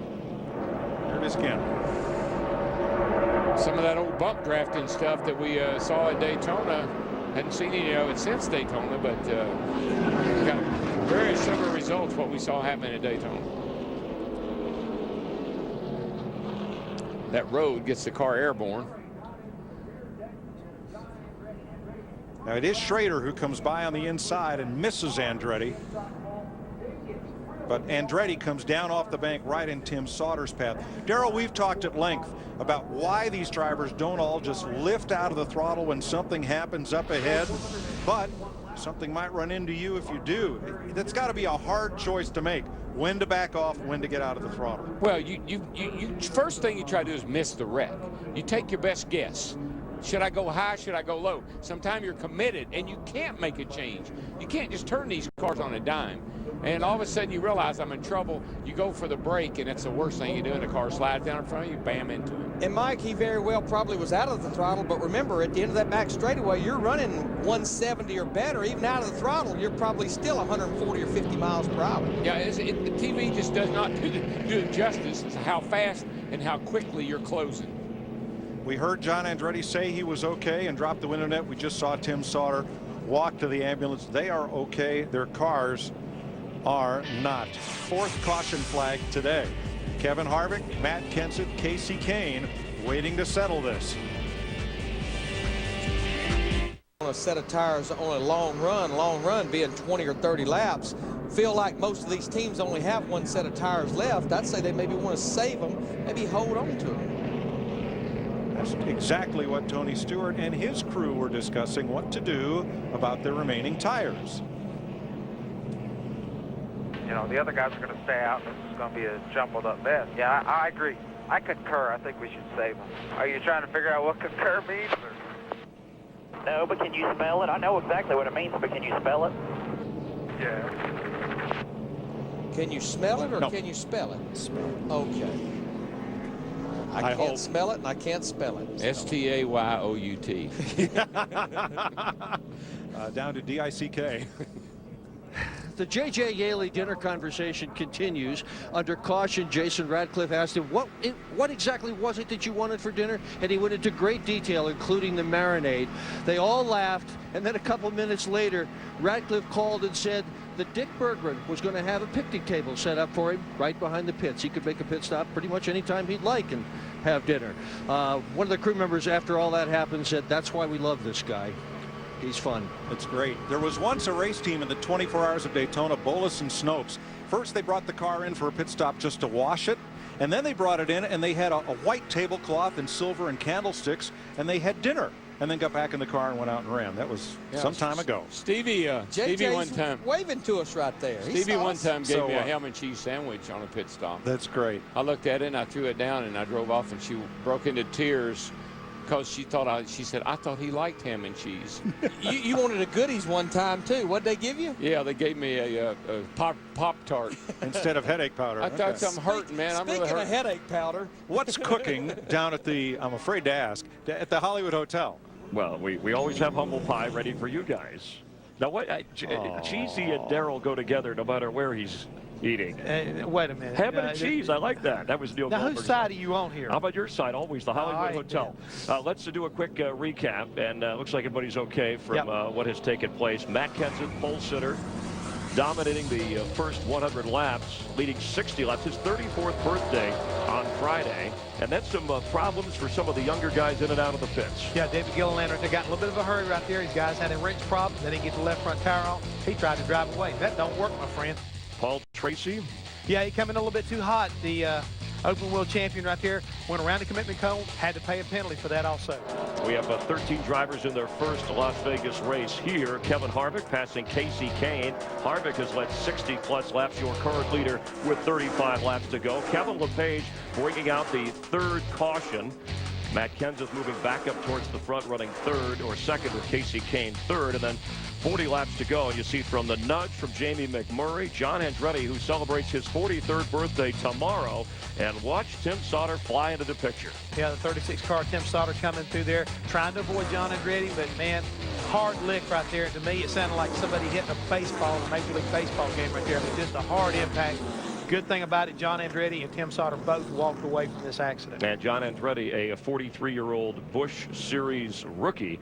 As we take a look currently, Harvick leading Kenseth and Casey Kane. Oh, there's the ham and cheese. See, we come up with the lines, and then they got to use I kind of like that now. I'm kind of liking that. Okay, you like that? I don't like that. All right, so Harvick's your guy to beat with 35 to go? With the mayonnaise and mustard. So Harvick's the guy you got to watch out for right now. Harvick's the guy. All right, the silliness continues here on FX. We got a race to finish here in Las Vegas on FX.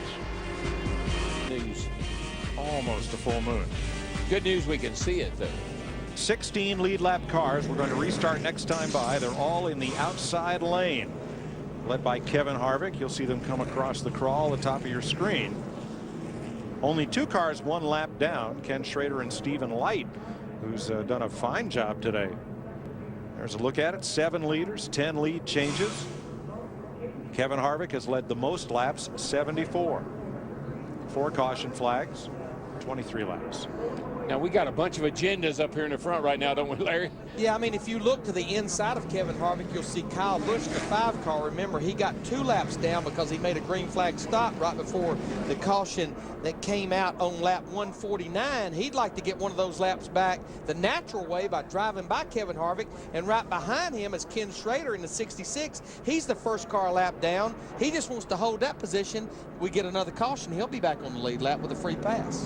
When we get another caution. I'd say you're all over that. I think so. Matt Kenseth in second place, trying to become the 2nd driver to win at Las Vegas. I'm sorry, the 4th driver to win from the pole. Joining Jeff Green, Mark Martin, and Jeff Burton. I would say business will pick up here. Remember, these cars still have very fresh tires. Oh, about 4 hard laps on them. John Andretti and Tim Sauter checked at the infield care center and released. They're both okay.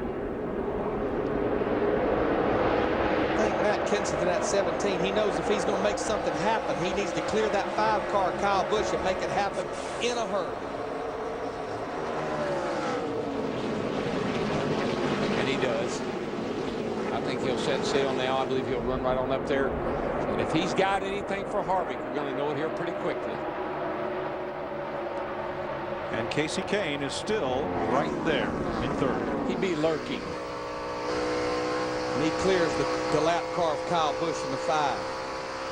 But boy, I'm going to tell you what, Kevin Harvick looks like he was fired out of a rocket, that 21 car. Right now, Casey Kane in the 9, he's side by side for 2nd place with Matt Kenseth. I think Kenseth got a little loose off of Ford. Larry lost some momentum and allowed Kane to blow by on the outside.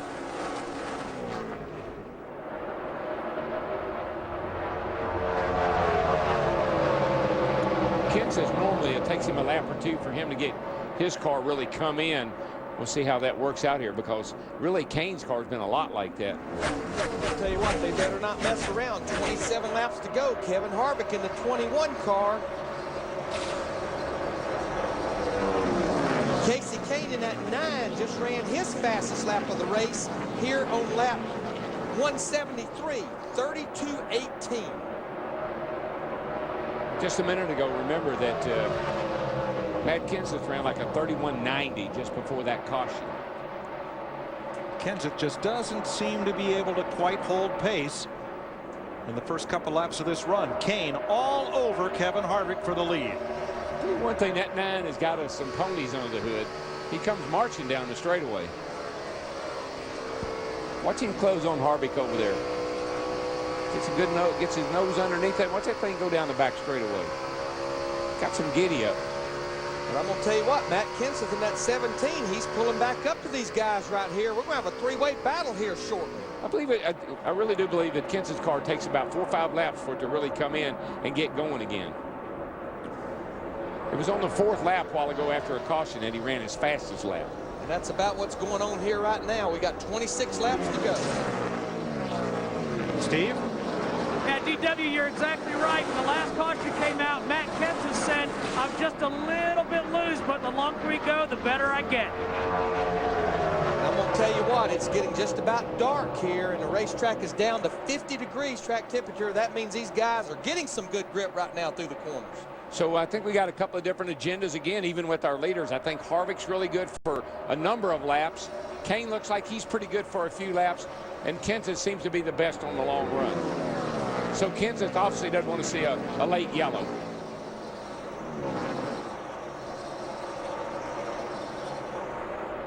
Now Denny Hamlin is going to drop to about 52 points behind Kevin Harvick the way things are running right now, with Hamlin in 5th.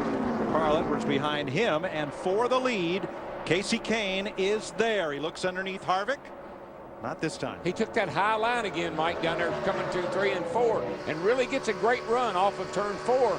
Was looking underneath Harvick, but couldn't quite make the pass. Now he's moved to the high line over turn 2. Look at the run he gets over there.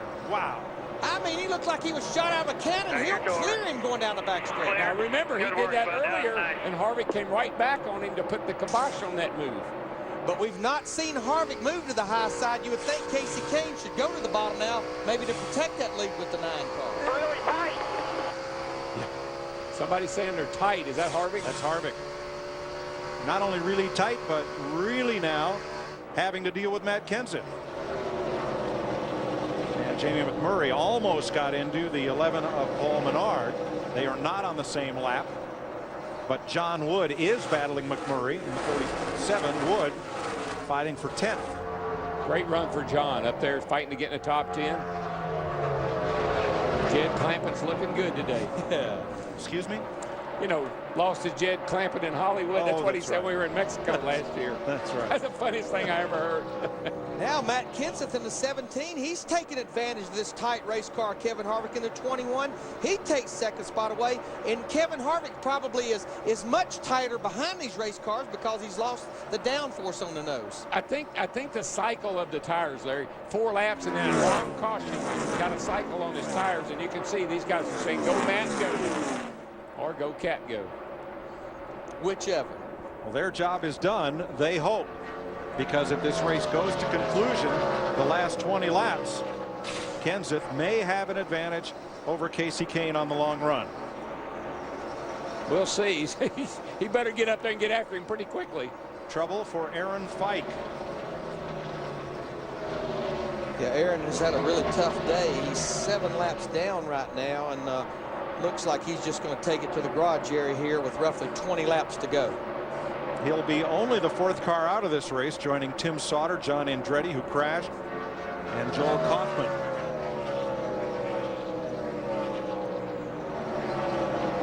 The Ragu Dodge last year was part of Tommy Baldwin and Ray Evernham's driver development program. It was the hungry driver's car, and they alternated between 4 drivers who were hungry for a full-time ride. This year, new program. Kasey Kahne behind the wheel, and he leads here by 0.8 of a second. No, they just ran, Kenseth and Kahne just ran identical laps practically, 75 to a 77. So 2 very equal race cars at this point. Carl Edwards in the 60, we're riding with him. Now he's closing in on Denny Hamlin in that 20 car, the red car right in front of him. This would be a battle for 5th place. See, Carl Edwards has moved up a little to the high side, really picks up some ground right in the middle of the corner where you pick the throttle back up. Well, that's where we saw Kane so strong from the center off. You can get back in the throttle, you're real free up off, can really make some time. And that last time getting back in the gas, Denny Hamlin's car got just a little bit loose, and Edwards was able to close right in. Keep working. You got this.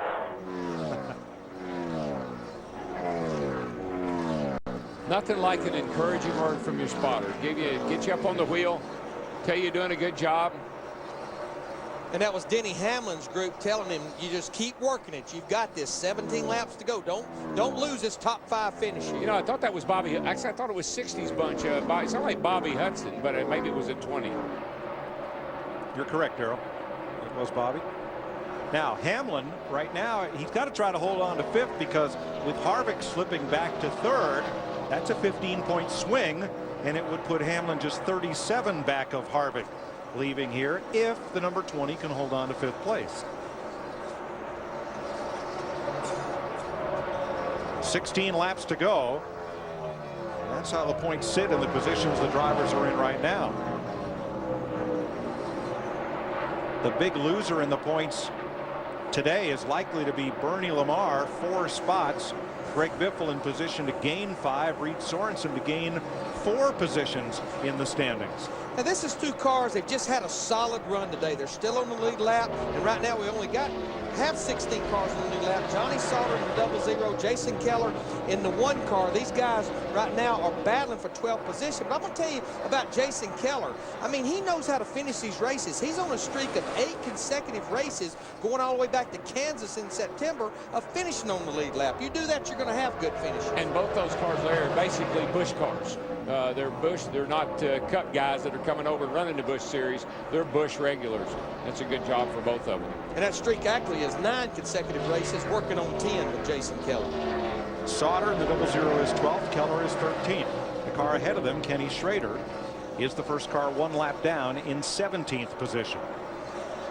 And of course, he'd love to see a caution over these next 4 laps to get that free pass, because once we're in the 10-lap window to the end of the race, there's no free pass available. Tomorrow on Fox, the Las Vegas 400. Quite a few of these same drivers will be in the Nextel Cup race. Greg Biffle, Tony Stewart will lead them down to the green flag on Fox. And I wouldn't count this one over, because just think about again, Carl Edwards here last year, huge lead, 14 laps to go, cut a right rear tire down. There he is, working on Denny Hamlin.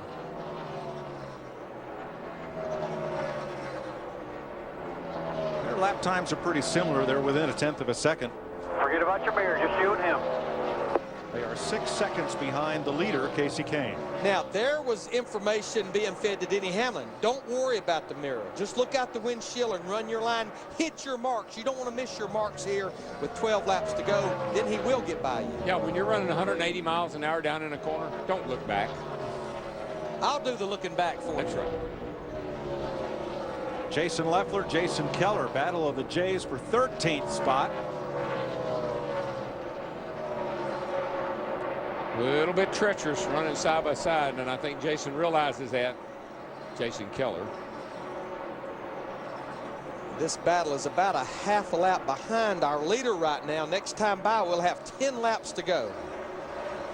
A welcome sight for many folks who thought that impending snow might prevent this race from even getting started today. And I'm going to tell you what, as we're watching this battle right here, we have a lot of heroes here today, but the real heroes are our cameraman that's been on top of this roof all day long doing 3 shows. On top of the roof, up on the scaffolding, on the crane, and along pit road. Our hats and gloves are off to you. Great job today. Guys and girls. These guys, they will not give up. They are battling for this position. Looks like Jason Keller in the 1. He's going to prevail here. We've got 10 laps to go. And Matt Kenseth has not been able to make any inroads on Kasey Kahne's lead. He's a tick quicker right now than Kahne, but I think Kahne knows he's got pretty well got it under control, probably being a tad conservative. Kevin Harvick holds 3rd. Greg Biffle not gaining on Harvick. They're 0.8 of a second apart. Denny Hamlin still trying to hold off Carl Edwards to hang on to a top 5 spot. Here's Kenseth. He is 1.4 seconds back of Kasey Kahne with 9 to go. Yeah, there'll be 8 to go this time. There's a couple lap cars up in front of Kasey Kahne. I mean, that could be a problem for Kasey. He needs to catch these 2 cars in the right spot on the racetrack. Kenseth gets by the 65 car without any problem down into turn 1, but it doesn't look like Matt's going to be able to close the deal here. He's got to make up 1.2 seconds in 7.5 laps. Kahne's getting through the traffic really nicely. Car working well. He seems to be able to run high and low. Goes by on the outside here of the 01 car without any problems whatsoever. So pretty well got her on cruise control right now. And I tell you what, this race team, they've got it on cruise control right now, this 9 car, even though, like you mentioned a while ago, several different drivers go back to Mexico, sat on the pole, finished second, what Boris said. And I tell you what, they've been solid all weekend here with this 9 car with Kasey Kahne. A lot of travel from their Statesville, North Carolina base, but a lot of success in these 2 weeks for Evernham Motorsports. Matt Kenseth dispatches Anthony Foyt. And there's probably no one that's any harder on themselves for not being successful than Ray Evernham is. He really beats himself up. He takes his stuff really, really seriously, which he should. But it's good when he has some success. Takes a little pressure off of him. Now with 6 laps to go, Kasey Kahne has a pretty clean racetrack in front of him. See Ray Evernham up there. Trip Bruce, the crew chief. Ray would never look up, and you will never see him. Still where he's been pretty much the whole time. He isn't closing. You won't see a former driver celebrate until that checkered flag falls, because we all know coming off of turn 4. 5 more. Still, things can happen. 5th place. Carl Edwards still gnawing away at Denny Hamlin's 5th place position. Edwards was there. Sharp transition into the corner there by Hamlin. And here comes Edwards. Hamlin lost a little momentum getting in. And Carl got that good run on the high side. See if he can win this drag race down the backstretch. He drives it in there. The car sticks in that second groove, and he will prevail here as we're coming to 4 to go. I think there's going to be a number of guys that venture up to the high side, and when it's all over with, say, probably should have run up there a little bit more than I did, because when Kasey Kahne flew by Harvick there earlier, there's obviously grip out there. And that's good news for that 400-miler tomorrow. That's right. 4 to go, and there's a chance Greg Biffle could catch Kevin Harvick for 3rd. They are 0.7 of a second apart with 4 laps to go, and Biffle is a 1/10 or 2 quicker than Harvick. But here's your leader, Kasey Kahne, the Ragu Dodge. There's the Pennzoil Ford for Matt Kenseth. Kenseth cuts a 1/10 off of that lead about every other lap. It seems like Kasey maybe is just being real cautious getting by these lap cars. Yeah, he's got 3 cars up there now. He is caught in a hurry, and it looks like he's going to catch 2 of them going down into turn 3. His car's so good on the outside, though, Larry. I think he'll be able to move up and get around these guys without any problem. Well, he's going to have to take the 27 car, David Green, on the inside. And then Steve Park. 2 more this time. You're all clear. 2 more. 2 to go. Kenseth's definitely closing, but I think it's going to be too little too late. Harvick will probably hold on to 3rd over Biffle. Caution. What happened? Ruh-roh. Big smoker down in turn 3, and it is David Gilliland, who had such a bright start to the day, but that looks like a lot of smoke out the right exhaust pipe to put us under yellow with 2 laps to go. And now you know why Ray was not celebrating. Exactly. Now remember, these guys have been out there on these tires ever since the restart back about lap 156. Now in that window, we've had 18 caution laps, so that means a lot of them have got close to 40 laps on their tires. Darrell, it looks like we will set up for that green-white checkered here. You pretty much know those guys at the front of the pack, they're going to stay out. But I'm going to tell you what, you look back there about probably 10th through 15th, those guys will come get that last set of fresh tires. Guarantee you one thing, if I got me tires over there, I'm coming in. If I'm Carl Edwards, I'm definitely coming in. You're going to give up 5th place to come and get tires and then race just 2 laps? Well, he saw it. Wow. We've seen Carl pretty consistently do that. That was the reaction of Casey Kane's crew right there. They know this is going to put Matt Kenseth on that rear bumper at least for a 2-lap shootout. You see Casey Kane already behind the pace car. Real important. Get those tires cleaned off, and he's got to make sure on this restart, don't spin the tires. Yeah, I guess if I'm Edwards in 5th, I'll probably stay out. I would come a little further back, maybe to Sorensen. Right. How about if you read Sorensen in 10th? Maybe. We'll find out here in a minute. Well, as they say, it's never over until the tablecloth waves. And we'll have 2 laps to go, we hope. A green, white, checkered flag restart. Now, I think pit road was actually closed that time right there. So, you know, that's good. That if you're one of those teams back there, that gives you another lap to think about. What do I really want to do here? And really and truly, Larry, I think it wouldn't be a bad deal just that you can pit. It makes it even for everybody. You know, you just got to stay out. You mean if we go into an overtime? In overtime. You got to stay out.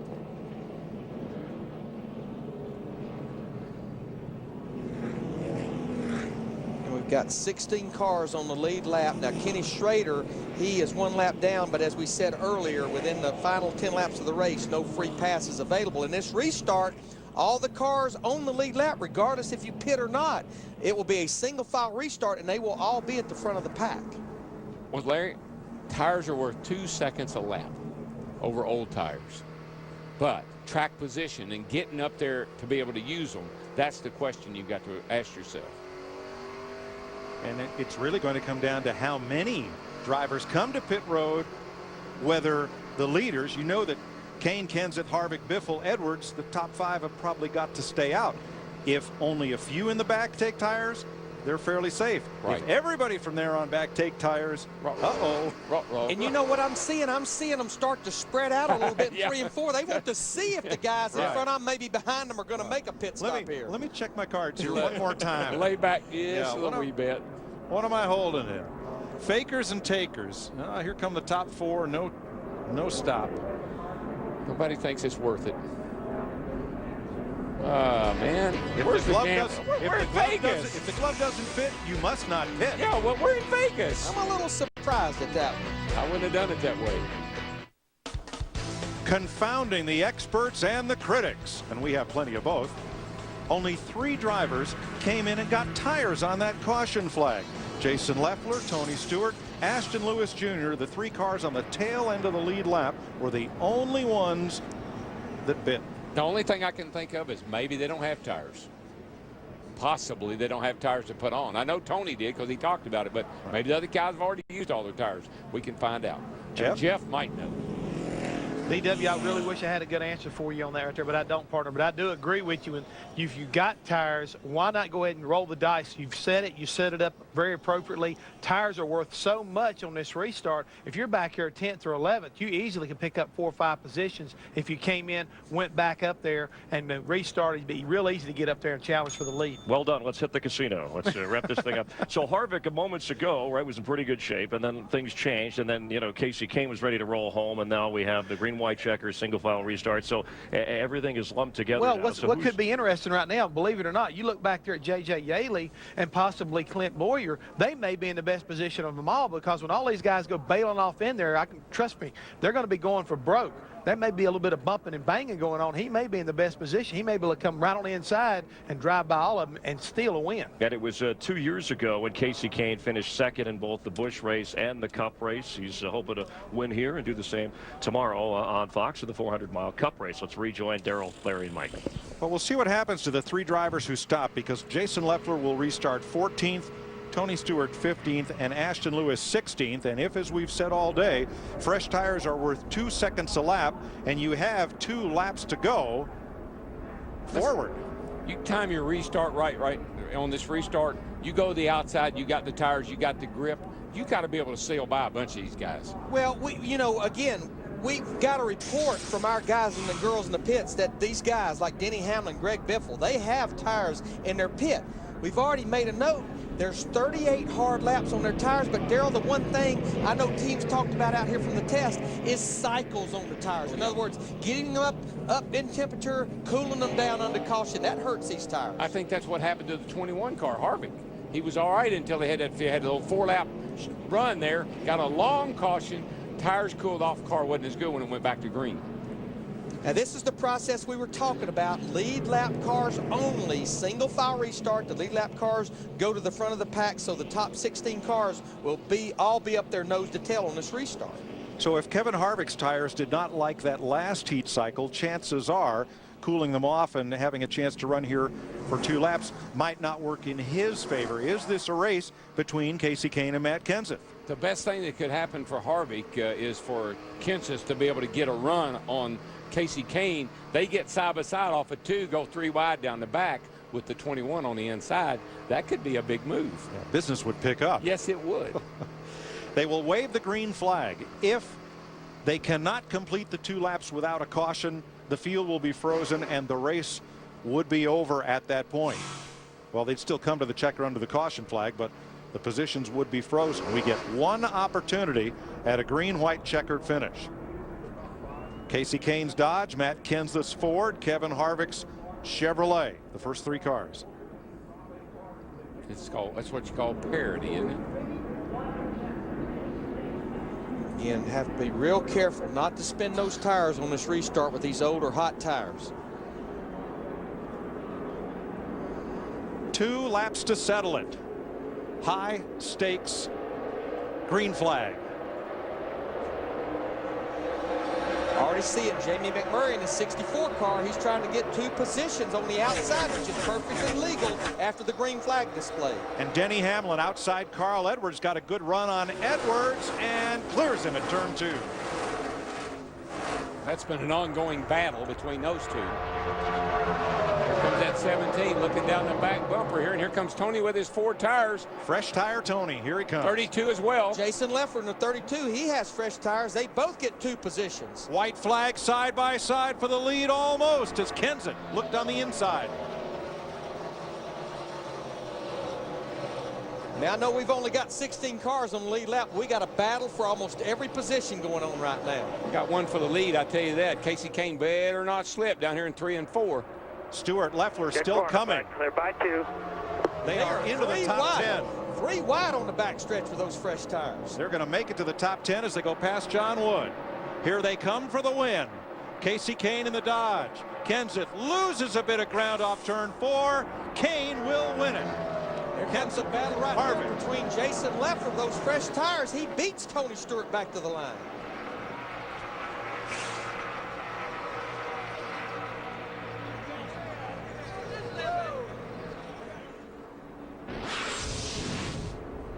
John Wood forced to the outside, got up a little high there, coming off the corner, and it looks like not a lot of grip. John.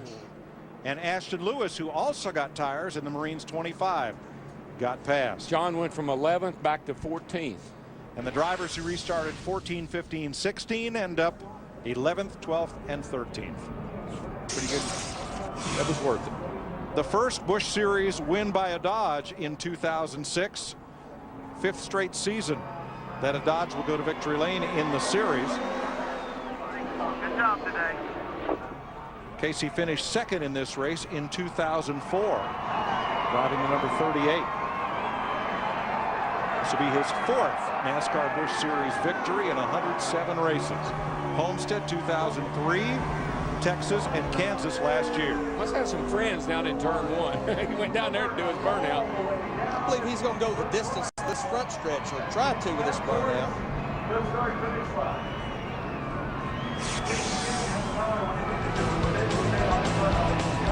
Ewan Flaw, they're celebrating. Kasey Kahne in the 9 car. His Ragu Dodge says "Hasta la vista, baby," to capture the win. The new and improved Just for Men hair color targets only the gray. Ain't nothing like it. That's your Just for Men move of the race. 25-year-old from Washington State, big Seahawk fan, in victory lane.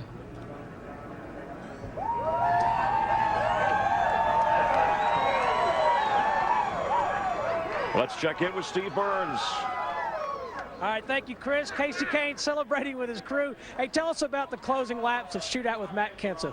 Oh, it was just a great race. Matt and Kevin Harvick were very good all day, and we just ended up the best there at the end with the you know, Ragu, Dodge Charger, these guys did a great job. Trip Bruce made a great call at the end, the final stop, and made the car the best it was all day. So really cool to win in Las Vegas. We've came close before, and I can't believe the crowd here. I mean, it's been so cold all weekend long, and these people are all still hanging out here. So we're looking forward to tomorrow's race also. Yeah, good momentum. It keeps rolling for Casey Kane. Jeannie? Moving in to Matt Kenseth, and I enjoyed your radio conversation right after the race finish where you said, I almost had him. Yeah, I mean, we have green and white checkers all the time lately, so, you know, I got a good restart. It's hard to get a good restart on them old tires, and got a little bit of run on Casey.